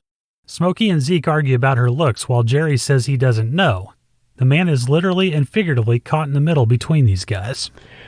Man, this was kind of a tough scene. Yeah. It's really kind of fascinating to see characters, especially in Zeke and Smokey, who are profiled and discriminated against all the time, turn around and talk about somebody in a discriminatory manner. Yeah. And it's one thing if they're talking about a white coworker or a white manager or management in general or whoever, but this woman was an African-American woman getting out of a car, going in, they're talking about her like this. I'm just kind of like, man, that's like, it's realistic, right? I guess. It's just still, I don't know. Sometimes you ever see something, you're like, yeah, I know, that's realistic. It doesn't kill the movie, but at the same time, it's kind of like... maybe unnecessary. Yeah. Yeah, like I already know what how these characters feel about women. Right. So I just kind of want to move on. Right. At a dime store, Zeke peruses the toy section. He glances around to make sure nobody is watching as he puts different disguises in the basket. A little boy, played by Rodney Lee Walker, asks Zeke for a quarter. Zeke says sure, he'll give the kid a quarter for the droopy eye spring glasses he's wearing. The kid hands them over and Zeke reaches into his pocket. He produces a bill and asks the kid if he's got change for a 20. Of course, the kid doesn't, so Zeke says too bad and leaves. What a dick move, man. Dick move. Jerry pulls his car to the side of the gas station and replaces his fuel pump. Smokey exits a pawn shop and runs into an acquaintance selling watches at the curb. The seller tells Smokey the watches are made by Cartier for bargain basement stores, and he'll give Smokey 3 watches for $20. That's 3 Cartier watches for $20. $20. $20. Smokey haggles the man down to 3 for $10. That's 3 Cartier watches for $10. And I like what he says at the end. What is he like? The watches go to the man with the money in his hand. I love that. Yeah. That night, Smokey and Jerry pick up Zeke at his house. Zeke's got his brown paper bag of disguises. Smokey tells his cohorts to synchronize their watches, but Zeke doesn't have a watch and Jerry's is busted. Smokey says, well, you're in luck, and gives them the watches scammer spiel and says that the watches were only $10 each. $10 each? Each. He's scamming his own friends. Yeah, he's scamming his buddies. I mean, this is funny. I mean, it's funny to kind of see this 1-2 punch of him haggling with this guy and then turn right around. And I know they don't have to synchronize their watches because they're not separating from one another. Yeah. But they've all seen heist movies, right? So they all think, yeah, sure. Wait a minute, I don't have a watch. And then he springs up. Like you said, you're in luck, my friend, you know? Yeah. But it's also interesting on another level because he scams them. Right. And that's going to happen later on. The great thing about this is that it's just kind of hidden in this little comedic moment. You're still planting a dramatic seed, but it's planted in comedy, which is just brilliant. After this heist is over with, the movie takes a very dramatic turn. So. Yeah, absolutely. Jerry backs the car into a space across the street from the union office. The men duck down as the cops drive by. Once the police have gone, Jerry drives around behind the office and parks on a weedy lot. The trio goes to the office building's back door, and Smokey breaks out a light above it with a stick. Then they get to work. Jerry holds the flashlight while Smokey pries the door open with a crowbar. The door opens and Smokey grabs some dirt and blows it into the bottom of the door to expose the trip laser. Then he shimmies under it. Inside, Smokey picks the lock to the office's back door and the guys are in. As they approach the vault door, Zeke tumbles over a small trash can and spills its contents. The noise rattles the men. Smokey says to take it slow and then they get down to it. Smokey starts to crack the safe per Charlie T's instructions, but then Jerry says, the vault's open. The son of a bitch is unlocked. They go inside and find nothing except documents. No money. They're getting ready to leave when Smokey notices a small safe in the back corner. He says that they'll take the whole damn thing with them and open it somewhere else. But Zeke hears someone coming. Smokey asks what time it is, and they all check their watches. Smokey says 12:30, Zeke says 12:15, and Jerry's stopped completely. Cartier. Smokey tells Zeke to close the vault door and Jerry to cut the flashlight. Jerry calls for the disguises. Out in the office, a security guard enters and looks around. He notices the trash can that Zeke knocked over and turns on a light. He starts to make a phone call, but then the three men step out of the vault in their disguises and the guard is dumbfounded. Smokey is wearing the droopy eye spring glasses. Jerry is wearing x-ray specs and an arrow through his head, and Zeke is wearing a propeller beanie and fake vampire teeth. Smokey pops the guard with his drill, and the man hits the floor out cold. In the gas station garage, Zeke and Smokey watch as Jerry cuts into the small safe with a torch. Inside, they find more documents and just $600 in petty cash. After Charlie T's cut and arguing over who gets what for expenses, the guys each come up with about $140 apiece. Next morning, that asshole Eddie Johnson is at the union office mugging for the press with that no-good union rep Clarence Hill at his side. A reporter says that he heard that over $10,000 was taken in the heist. He asks Johnson if that's true, and after looking to a lawyer, Johnson says, yeah, you could say that. Bullshit. At the hospital, the guard is awake and talking to a detective. The guard says that there were two black guys and a white guy in the middle, kind of like an Oreo cookie. Good Lord. Good God. We only mention this because it comes up again here in a minute. Beyond this, the guard can't give a description because they were wearing disguises. They were wearing disguises. Yeah. He had an arrow through his head. Yeah. Zeke and Caroline are sitting on the couch watching Good Times on that sweet, sweet console TV when Zeke notices a headline that reads, Oreo gang nets 10 G's in union theft. Thank you, Cronkite. Then Zeke's POV shot moves from the headline to the notebook he's reading. It's from the safe, and it appears to be some sort of ledger. Caroline realizes that Zeke isn't watching the show and asks what he's looking at. He says nothing, and she goes back to the show as Zeke turns the page and continues reading. It's interesting watching Chip Fields watch Good Times because she was Janet Jackson's mother on Good Times. Oh, that's right. The abusive mother, right? Was she abusive on Good Times? I don't remember. I just remember her on Good Times. Yeah. I feel like I remember a storyline where Janet was being abused, and there was a big special episode about it. I might be wrong, though. It's been so many years since I got to watch that show. I haven't seen Good Times in a long time. But Chip Fields was Janet Jackson's mother on there. And Chip Fields, of course, has become the producer, and she's been a director and a writer. So she's done a lot of stuff, obviously, since the 70s. But watching her watch Good Times, laughing and enjoying it was kind of great. Yeah. Zeke and Caroline and Jerry and Arlene are at Motown Bowl, rolling a few frames with their kids. As they sit side by side on the bench, Jerry and Zeke talk about the heist. 10 grand. Those fuckers would choke on the truth. You talking about the union? Yeah, they get so used to lying, they can't do anything else. Arlene bowls. Stay out of the gutter. Stay out of the gutter. You know what, man? There was something in the safe there. I kept the notebook. Why? I thought you threw all that stuff out. I kept the notebook because it had something funny in it, man. Like what? Well... Zeke, it's your turn. Coming at you. Zeke gets up and takes his turn. Everybody yucks it up and smack talks a little. Caroline tells Zeke that they need to pick up a spare to get ahead, but he fails to do it. Jerry gets up and bowls a strike. Then Jerry returns to his spot on the bench next to Zeke. What was in the notebook? A list of loans, and they weren't regular loans, man. They were like shark loans, you know what I mean? All had high rates of interest. High.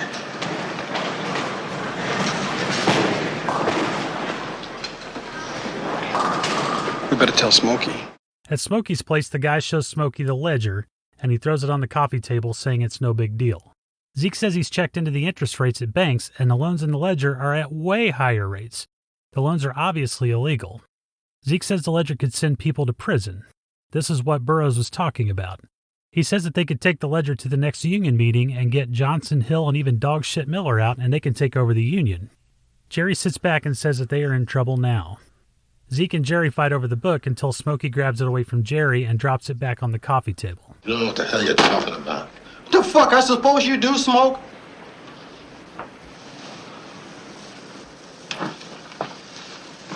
Why do you go to the line every Friday? I have to hear this shit. Yeah. Why do you go to the line every Friday? Well...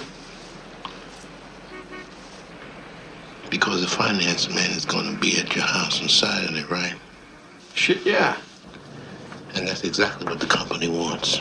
To keep you on the line. They'll do anything to keep you on their line. They pit the lifers against the new boys, the old against the young, the black against the white, everybody to keep us in our place.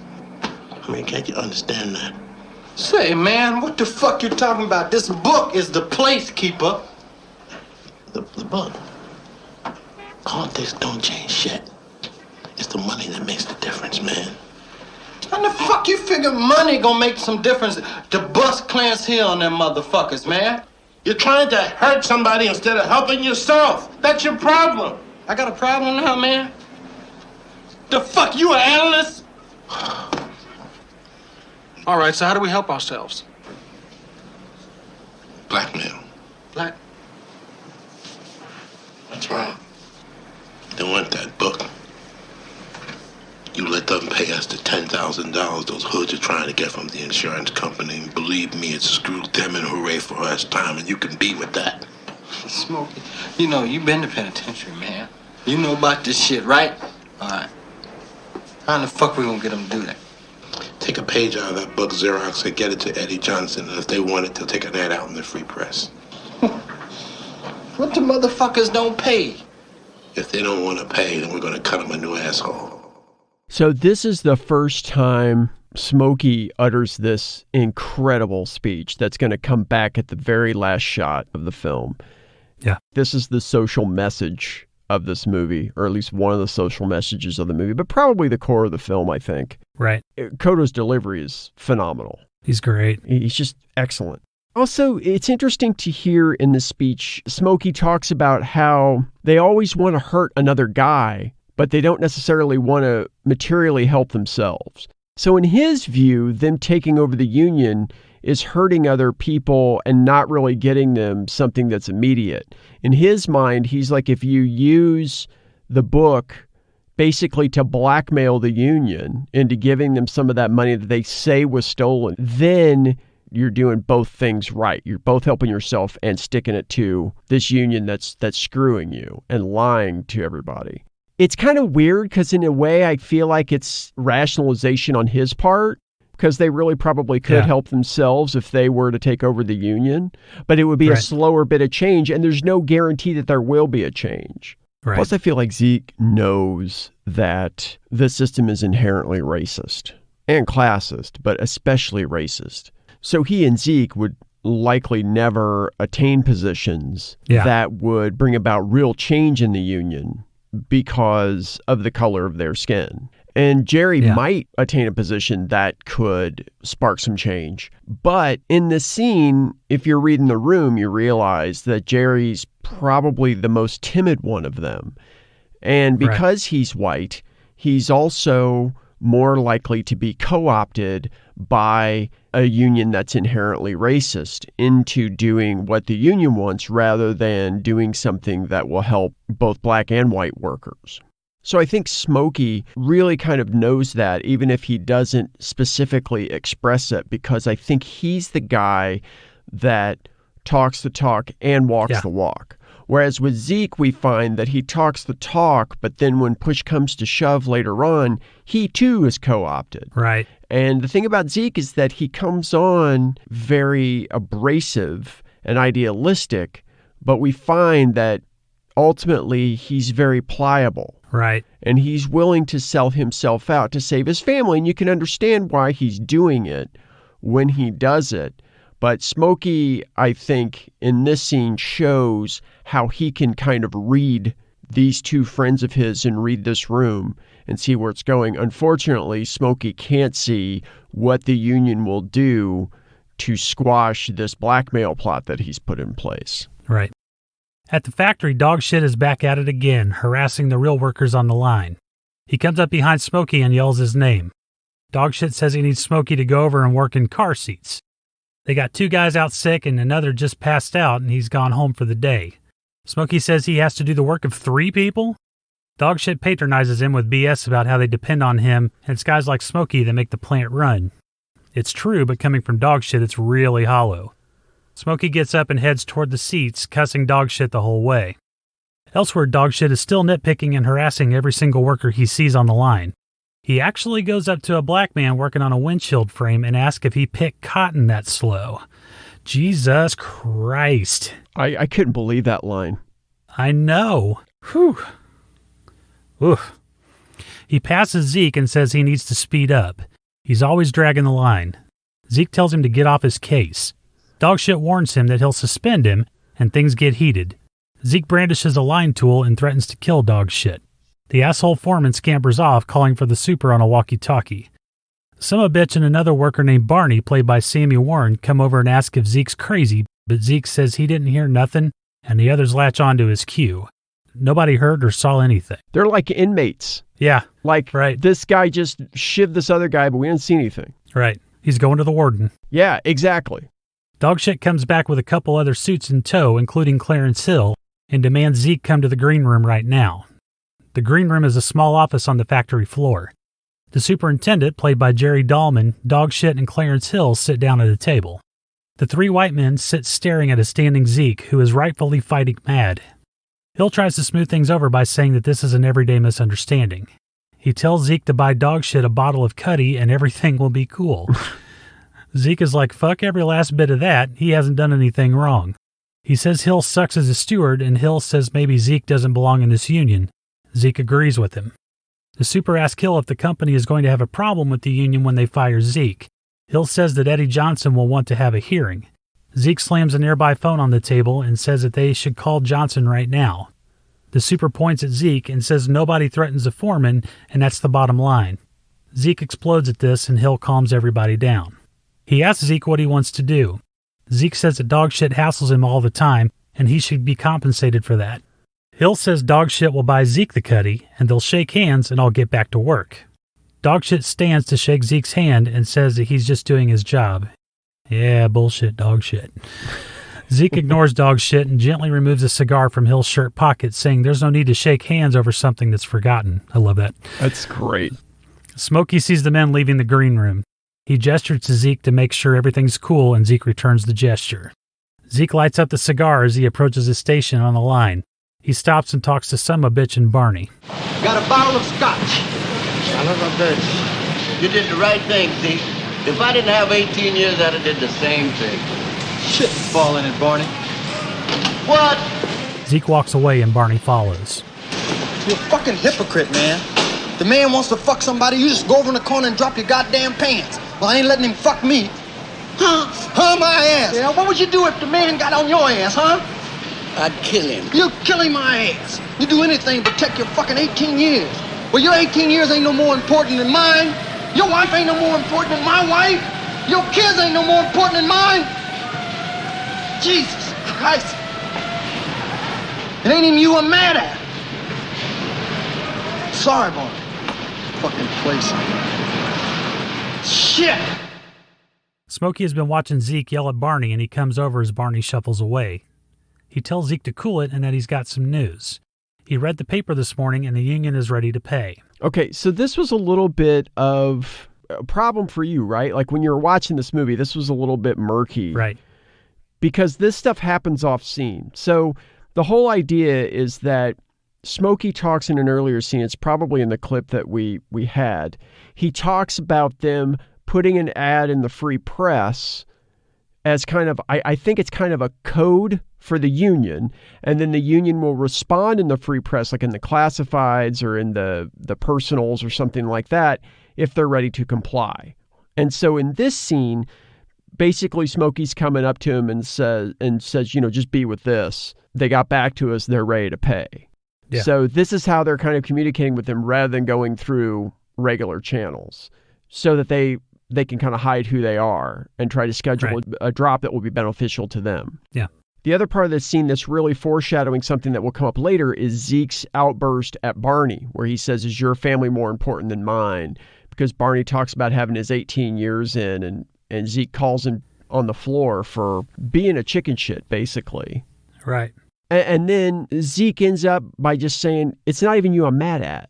Yeah. It's interesting to see scenes like this because it kind of talks about why unions are such a tough sell in our country, especially. Yeah.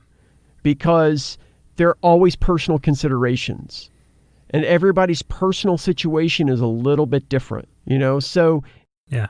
In our triad of main characters here, Zeke and Jerry are very much alike. Their situations are very close, except that Jerry's white, Zeke is black. Right. Smokey and Zeke are black, so they suffer all the same discrimination as one another. And yet their situations are a little different because Smokey's not married. He doesn't have a family. Zeke's got more to lose. Zeke's got more to lose.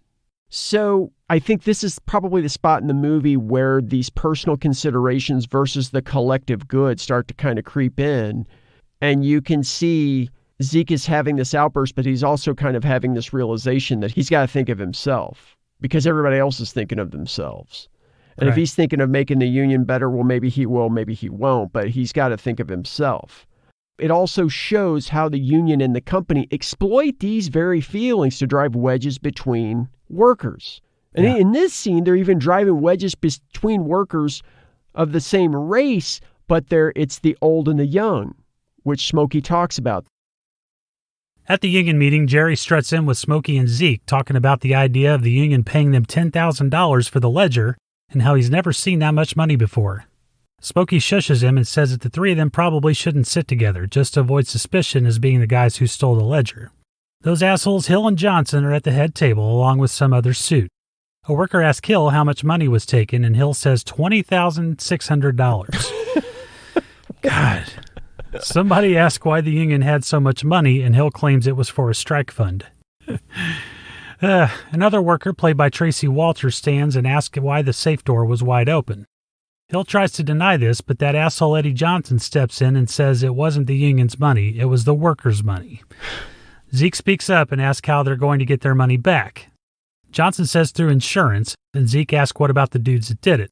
Smokey slowly turns around in his chair and looks back at Zeke. Johnson says the cops will find the guys that did it. The cops owe the union some favors.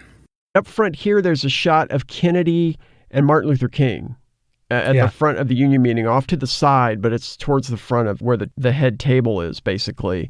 Yeah. And it's fascinating because it kind of shows how the union is using this iconography of civil rights to try to paper over the fact they're just fucking everybody over. You know what I mean? Right. In the scene where Jerry is getting up to go and quote unquote lock up the pump that he left unlocked before the dirty sex orgy party, they're talking about going to mass and he's standing in the bedroom in front of a portrait of Kennedy. So there is some sort of indication that he's kind of given in to that iconography a little bit. Whereas, if I'm not mistaken, when you're in Zeke's bedroom, the pictures look like they're mostly of family. They don't necessarily look like they're of icons or anything like that, or figures necessarily. Although it's kind of hard to tell because the pictures are so small and they're shot from so far away, you can't really tell. Yeah. But it is interesting to see how this union kind of hides behind that. Plus, they're hiding behind the whole idea of it's not our money, it's your money. But yet, if you went in there and said, hey, let me collect one of the loans in that ledger, they'd say, oh, no, that's us collecting for you. Let us work for you. You know what I mean? So. Right. Outside the union office, the press is on the sidewalk, hounding workers for interviews as they stream out. The interviewer tries to stop Smokey, but he jerks away. Smokey and Jerry get into Smokey's car, and Charlie T. Hernandez, played by Jimmy Martinez, is already in the back seat. He scares Jerry out of his skin. This is the safe-cracking Charlie T. we were talking about earlier, and he wants his grand, which is 10% of the bogus $10,000 figure that the union is claiming. Smokey tells Charlie that the figure was bullshit, but they've got something that will bring them some cash. Then Charlie will get his grand. Charlie asks what they've got, and Jerry starts to tell him, but Smokey cuts his cohort off, keeping it vague. But Jerry blurted out enough for Charlie to get the gist. Charlie says that because he and Smokey have history, he's going to give them a couple weeks. Smokey asks what happens if they don't get the money from the union, and Charlie says Smokey will have to come up with the cash, even if he has to sell the caddy. Smokey always pays his debts, Charlie says. Loan shark lingo. This is where I got scared. Yeah. Because this is the first time we see Smokey truly afraid of somebody. Right. He's smiling the whole time, but you could see that cold sweat forming. Yeah. And it's a lot more serious than propeller beanies and vampire teeth, you know? Later, Zeke, Jerry, and Smokey exits Little Joe's bar and congregate at Jerry's car. They talk about how the union has upped the insurance claim to $20,000 now. Zeke says that they should up the blackmail price too, and Jerry raises his hand in agreement. A couple of workers come out of the bar. One of them asks Jerry about softball, and he says they'll be there at 9 o'clock. Then our guy goes back to discussing how they're actually going to get the money from the union. How do they get the ledger back to the union and make sure that they get the money without being spotted? Smokey isn't sure how to do it, but he knows that they can't be seen together anymore. Everybody knows that the thieves are identified as 2 black guys and 1 white guy. They have to be more careful. They have to communicate only by phone from now on. After a somber moment, they go their separate ways. At the police station, Charlie T. Hernandez is on the hook for a cop shooting that happened 3 weeks before. Charlie admits the evidence against him is pretty daunting, so he trades info on the heist for his own ass. Of course, this info goes right to the union because the cops owe the union a favor, right? Mm-hmm. That grizzled asshole Eddie Johnson goes through our hero's files. Johnson says that Jerry is a union man. He'll buckle under pressure. He says that Zeke is hungry and he wants to get control of the union. Finally, Johnson says that Smokey is a bastard 2-time loser who will make them pay through the ass forever and then still fuck them just for the fun of it. Johnson's not entirely right about any of these guys. Yeah. You know, I mean, like, he is kind of right about Zeke wanting control of the union, and he can exploit that, but he also doesn't know probably how much drive Zeke at least has at this point. I feel like he underestimates Zeke a little bit. Probably of any of the guys, he's the most right about Zeke, ultimately. Jerry, he's wrong about pretty much entirely at this point, or at least by the end, I should say. He's wrong about Jerry. And Smokey he's wrong about. I think Smokey would have, if they had gotten the money, like the $10,000 or whatever from the union, I think Smokey would have dropped it. Yeah. He's the one who got a cool enough head and is smart enough he would have dropped it. And Eddie Johnson's totally wrong about it because the union doesn't know their people because they don't give a fuck. Right. This union doesn't. I'm not saying all unions. This union doesn't. Right. At Little Joe's, Smokey sits right up at the cook's window eating his food. As he eats, he looks around at the other patrons. It's obvious that he's getting lonely here. Right. Again, Yaphet Kotto, another guy that can say more with an expression than most people can say with a 3-page monologue. Yeah. You know, it's just beautiful. He's looking around, listening to these conversations, watching one guy fall asleep in a drunken stupor into his French fries or whatever. And you can tell that he misses Zeke and Jerry. Yeah. After a few seconds, 2 thugs enter. An unshaven thug played by Denny Arnold and a blonde thug played by the original Mr. Wonderful of professional wrestling, Rock Riddle. Blondie basically looks like an older Biff Tannen from Back to the Future. After these 2 thugs order, Unshaven goes to the payphone and calls Jerry's house. He gets Arlene. He claims to be from the telephone company and asks if she had any problems with phone service. He also asks if her husband is home. Then he hangs up and goes back to talking with Blondie at the bar. Jerry's working at the station, and it seems the thugs are going to visit the house next. Smokey has watched and heard this whole plan unfold, so he meanders over to the payphone and quietly calls Arlene and tells her that Jerry has ripped his pants down at the station and asks her to bring him a new pair. This is the moment of kindness for Smokey in this movie. Yeah. I love it. And he asks if the kids are home, and he asks it in such a non-urgent way, just trying to get information and how you doing. It's so great. It's just so great. Yeah. Later, the thugs pull up in front of Jerry's house. They knock, but the front door is unlocked, so they let themselves in. They nose around until they get into the living room and see Smokey sitting at the back of the couch, cradling a baseball bat. The thugs try to say that they got the wrong house, and then they try to run, but Smokey catches up to them in the front yard. He beats the shit out of these jagoffs with the bat. He breaks one of the old 5 o'clock Shadow's knees and then threatens to do the same to Blondie, but Blondie gives up the name of the guy who sent them, Freddie Knuckles. That shot's brilliant, man. Like the main wide shot just makes this so... It feels more brutal than it really is. I mean, because the hits are a little soft, but he's got this bat that he's brandishing. Right. And the shots go in and out of focus, which Schrader said, I didn't have enough money to focus it. And so I thought it was terrible. He said, but now at that point, 20 years about after making the movie, he thought it looks really good. Because, you know, like Unshaven, when he's on the ground, he goes in and out of focus as his head comes up and goes back. Yeah. I thought it was great. Again, the camera lingered at the end just a little bit as Smokey kind of looks up at the house. Like, what do I do now?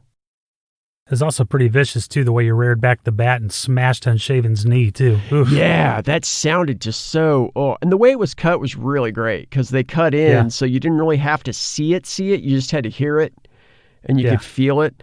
I just love how stark and awkward the violence was. I love stark, awkward violence. You know? I love that. Because it's realistic. It doesn't look choreographed at all. No, it doesn't. Like the way these 2 guys just tumble out of the house when he chases them out, that just looked so real. You know, it just looked so real. Meanwhile, Zeke is in Eddie Johnson's office. Been watching you for some time, Zeke. You remind me of me when I was young. Little rough, little pushy. You talk too much, but you got guts. Just the right kind of guy to stand up for the working man's rights. Now, we've been thinking about you and some of the other workers said about Clarence Hill. We think you're right. So, Clarence Hill is going to be transferred to a new plant in Ohio. And I'd like you to fill in for him till the next election. The job pays $17,400 a year. Can we cut the bullshit? It's about time. I hear you got something I want. Yeah. But I want assurances that nothing's gonna happen to Jerry or Smokey. Of course. They're union men. We'll protect their life and their safety. Don't con me. I want your word. Well, you've got it. Are you still interested in that rep job? I want to be able to make some changes. How much power am I going to have? How much can you handle? All you got. Then you have it. Now, this is for real. This is a hard-ass outfit, and we don't take slackers. I ain't no slacker. Good. So today, that salary would be $68,556. Whew, that's some inflation. Yeah, no kidding. So this scene with Zeke was kind of set up in the earlier scene where Johnson's talking into the dial tone. He was kind of softening Zeke up in that scene, I think. And then in this scene, he kind of comes through and says, you're like me, and you want to get things done and we'll get things done. How much work can you handle? All you got. Yeah. It's like, Zeke does know that he's selling out, but he thinks that he's doing it for the right reasons and he thinks that he's going to save his friends. But we're going to see here in a couple of minutes that actually doesn't matter to him as much as saving himself and his family, which is a very real concern. Oh, yeah. And he feels like this is his last shot at actually having something. And he's going to tell Jerry as much here very soon. Dogshit is wandering around the line again. He approaches Smokey, who ignores him until Dogshit finally stops calling him Utility Man and uses his name. And good for him for doing that. Oh, shit. Dogshit says Smokey is needed down in paint room 3. Smokey says he can deal with it and he heads off. Zeke and Jerry are washing up in the restroom. Jerry is scared and angry that those thugs went into his house. He asks Zeke what's going to happen. Zeke tells him that there's nothing to worry about. Charlie T has been cooled out so they don't have to go to the cops anymore. Zeke tells Jerry he'll take care of it and they'll talk about it later. Zeke passes Clarence Hill and Dogshit Miller on the way back into the factory floor. They regard each other warily. Smokey is in coveralls now. He straps on a ventilator mask and heads into the paint room. He tests the paint gun against the wall. Then he goes around the car to start painting. But the automatic paint guns start shooting and he can't override them. Outside, a worker backs a forklift in front of the paint room door, blocking it. Inside, Smokey tries to shut off the valves leading to the automatic guns, but it doesn't work. He tries the door, but no one can hear him over the cacophony of factory noise. The fumes are clouding the room now and starting to overtake Smokey. He stumbles around trying to find a way to break out of the room or stop the paint guns. The fog thickens in the room, and Smokey coughs more and more, stumbles more and more. He slips and falls on the floor.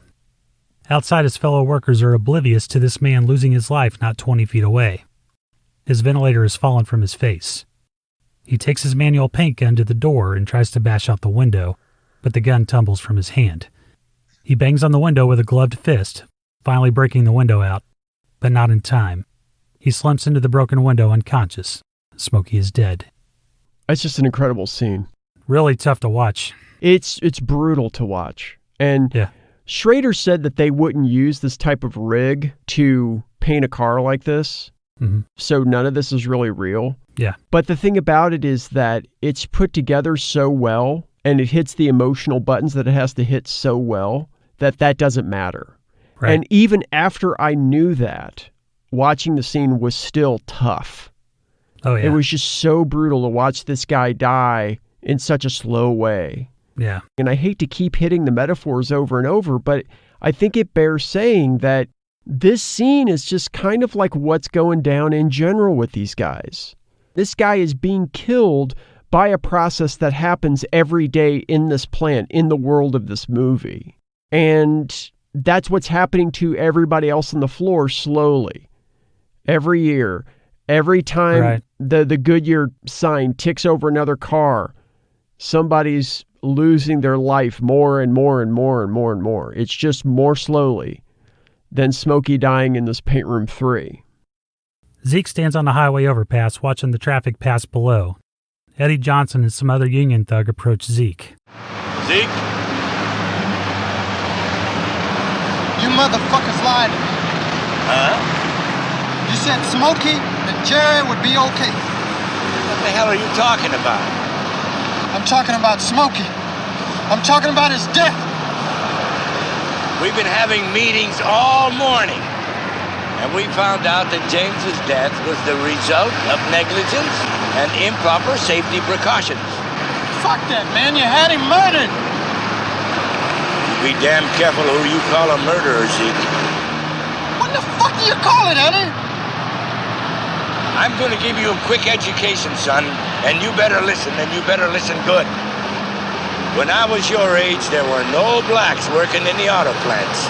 Eddie, Blacks, now wait a minute. Blacks got jobs because guys like me knew when to stand up and when to look the other way. I could have talked to Smokey. I could have fucking fixed it if you'd have gave me a chance. You didn't have to have him killed. Now wake up. Now come on, Zeke. Wake up, will you? How the hell do you think things get changed around here? Not by pie-in-the-sky martyrs. Nothing's going to happen to you, Zeke. You just thought that being a union rep was going to be easy. Now you know. It's tough and it's rough. You know, I thought you had guts. The argument about the pie-in-the-sky deals versus the so-called pragmatism is just horseshit. Yeah. We get that all the time, still, in politics, in the workplace. Oh, well, that's just pie-in-the-sky stuff. And usually that's just code for, I don't want to do that because it means that I can't continue my grift. Right. That's what it is. When somebody says, oh, we should take care of each other by doing this policy or that policy, inevitably you have some politician who is all amused and says, oh, well, that's just pie in the sky because we can't realistically do that. But we can go over here and increase this budget for this thing that nobody asked for. And it's because that thing is part of their grift. This thing that takes care of people is not. Yeah. Another interesting thing that's happening in this scene is the fence that goes over this overpass. Mm-hmm. It's like this cage that now Zeke is inside of. He's got these cars just streaming under him. And there's just this roar of all these cars. Again, his life is closing in on him. Yeah. It's just as claustrophobic as Paint Room 3 was when Smokey was dying. Yeah. Arlene sews while watching Good Times. Jerry's at the kitchen table paying some bills. Debbie practices her baton twirling to a recording of the Sousa March, The Washington Post.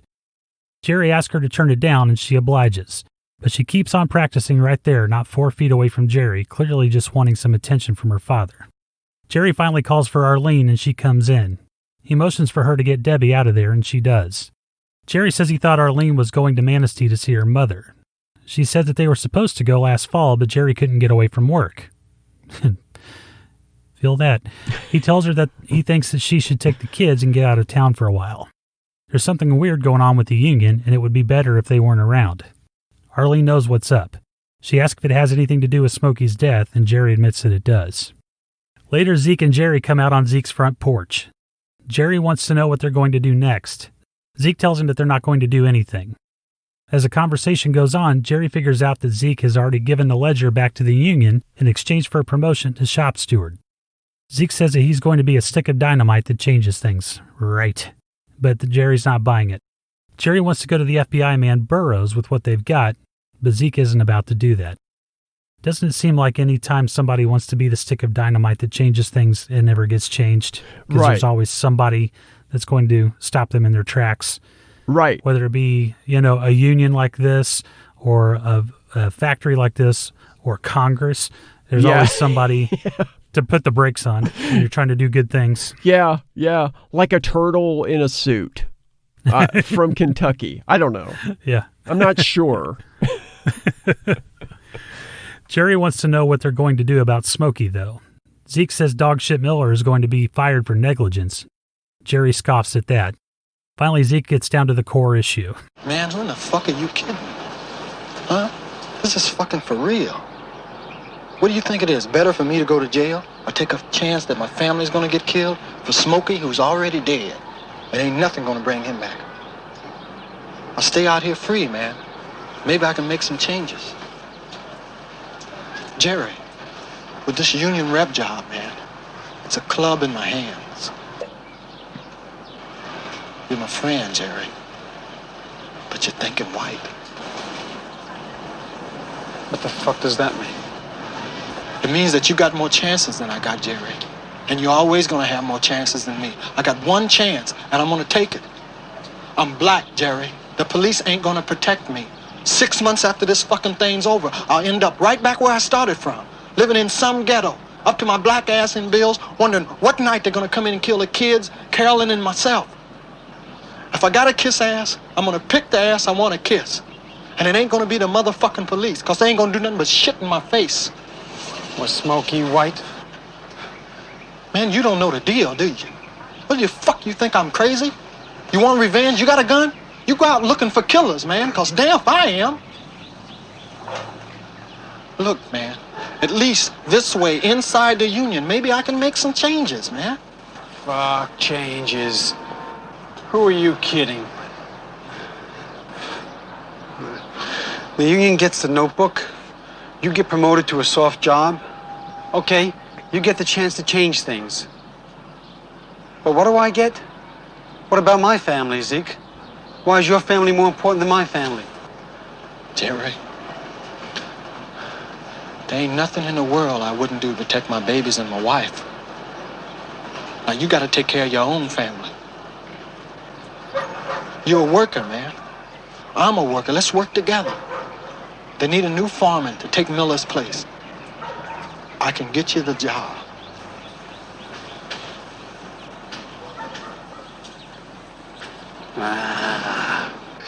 I get screwed. That's all I know. You ought to think about it, man. Here it is, man. That's where the why is your family more important than mine comes back to hit Zeke in the face. Yeah. And he just weathers the blow. Yeah. The eerie calm of Pryor's performance in this scene is chilling. Yeah. Real cold. And he makes good points. You can see where this character would think that what he's doing is absolutely the right thing. And on some level, he is right. Yeah. That's what makes it such an effective performance and such an effective character, because you can see where he's coming from and still think that he's wrong. Right. Probably what takes the effectiveness of this scene to another level for me is knowing that once you get out of the two shot with Keitel and Pryor, where they're both there, they weren't working with each other when they did their close-ups. Oh, really? It cuts to one of them or the other guy's out of there. He's not sitting around feeding lines to them off camera. Wow. To think that these performances could be cut together to look as seamless as they do is both a credit to the editor and a credit to the performances.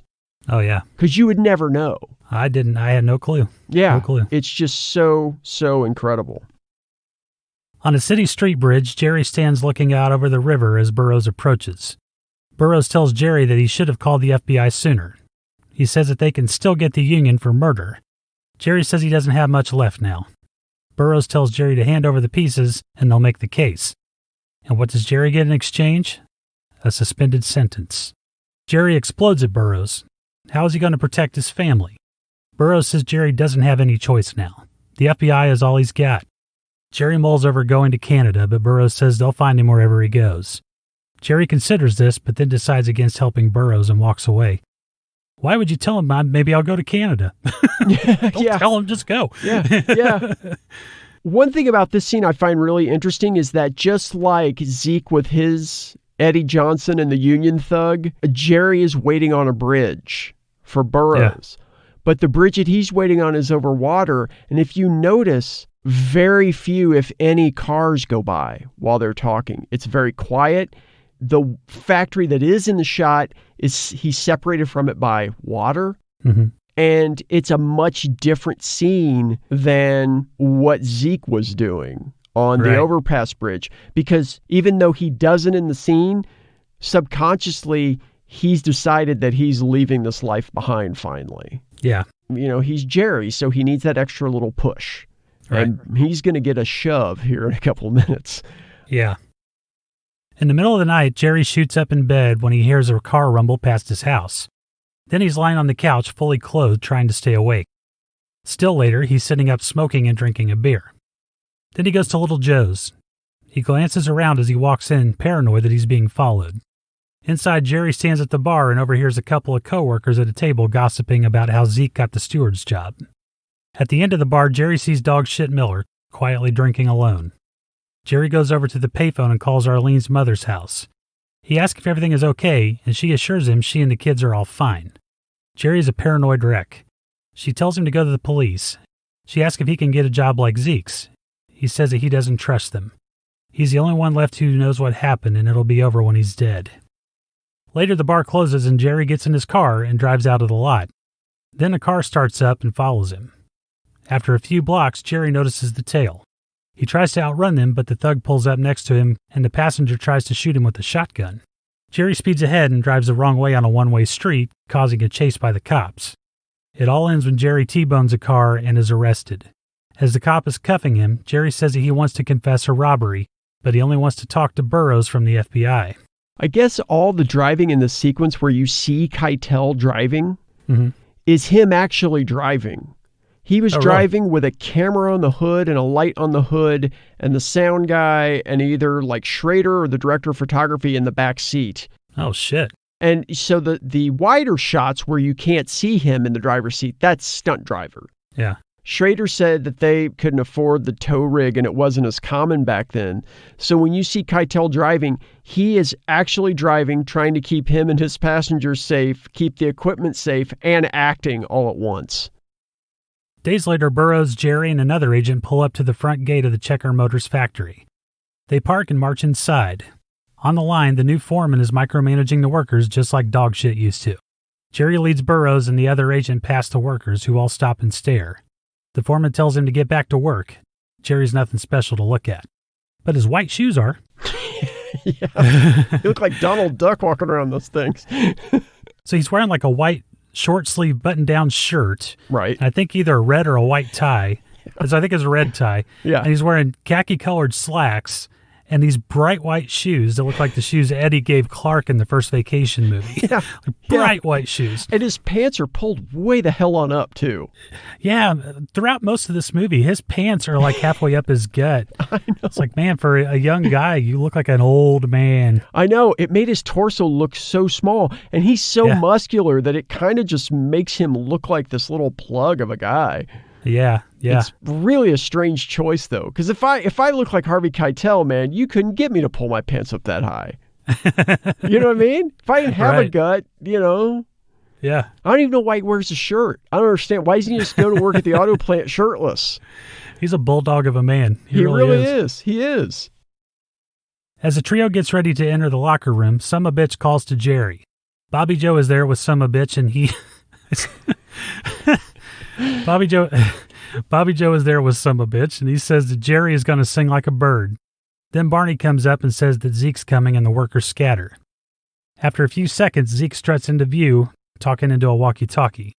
He's dressed nicer now, and he's got a look that could kill on his face. Jerry cleans out his locker and then comes back onto the factory floor with the FBI bodyguards in tow.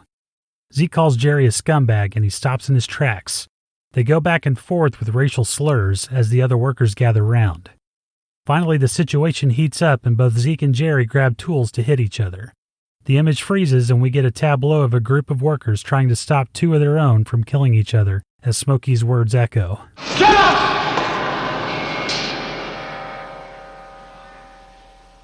They pit the lifers against the new boy, the young against the old, the black against the white. Everything they do is to keep us in our place. Schrader talks about this last shot as being almost like one of those social art murals. Yeah. I love the way it looks.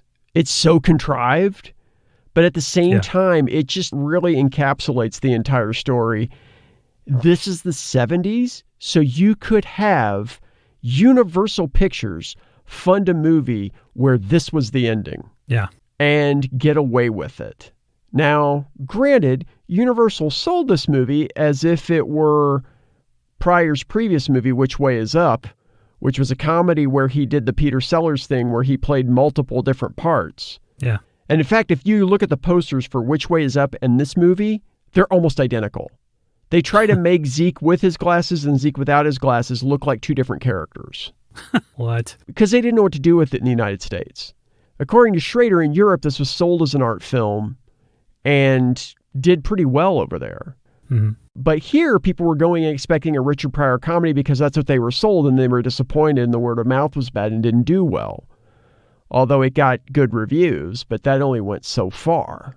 Yeah. But imagine trying to end a movie funded by a major studio this way today. It's impossible. It couldn't be done. Yeah. Actually, nowadays, even the quote-unquote independent studios, which are basically like small imprints of larger studios, you couldn't do it with them either. Yeah. Everybody's constantly trying to get the happy ending or squeeze some sort of hope out of it.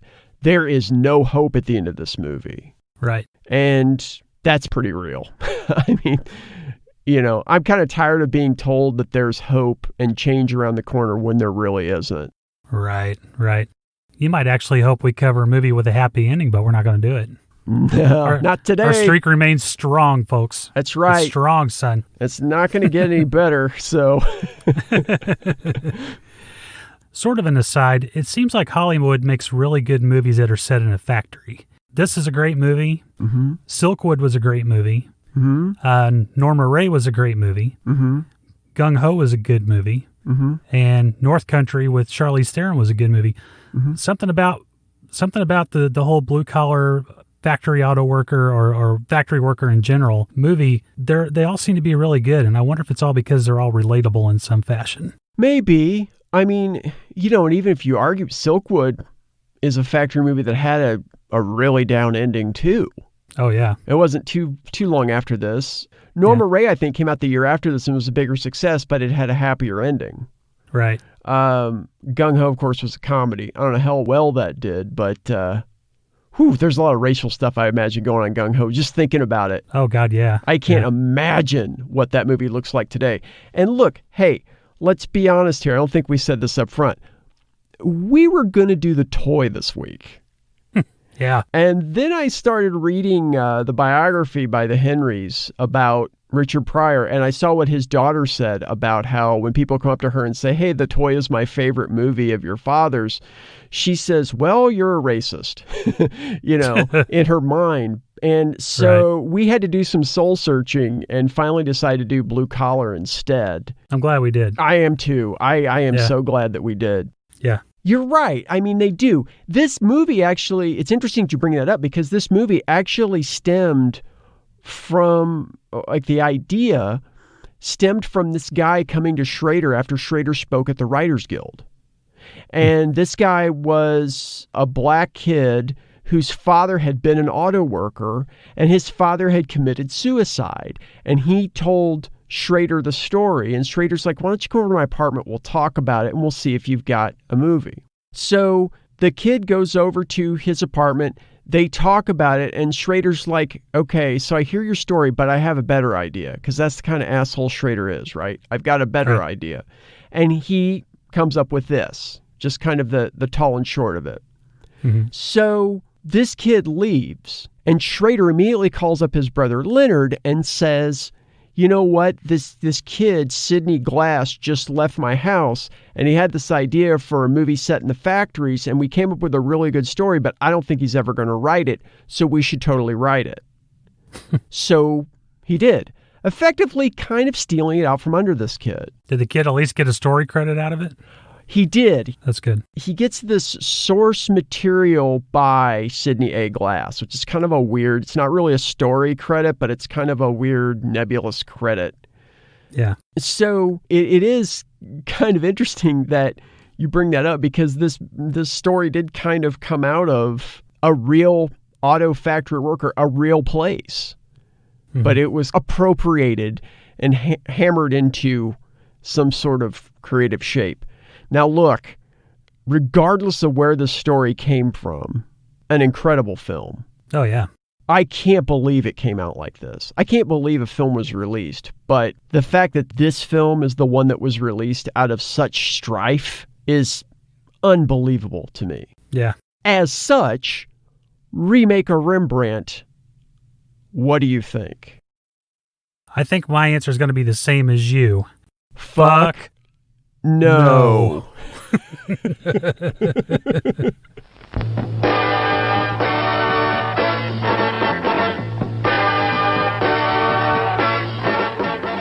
Thank you for joining us at the All Night Drive-In Picture Show. We hope you enjoyed our feature this evening.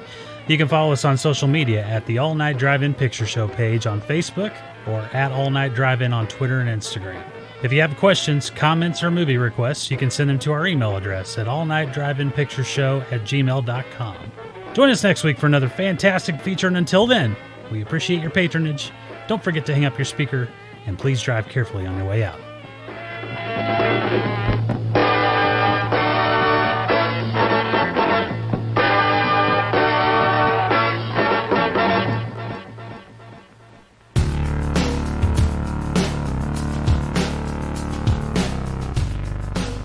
The All Night Drive-In Picture Show is edited and produced by Markham Harvey. Our theme song is composed and performed by Lee Rosevere and edited by The Night Watch. Our head ticket taker is Stubbs Jorgensen. Our sign master is Jason Baldwin. Our snack bar manager is Lucy Slewfoot. Our drive-in manager is the one and only George Jikey. I'm your announcer, Lane Hewitt. I'm as Vero as a billy goat. This has been a Clown Business Coalition production. Good night, everyone.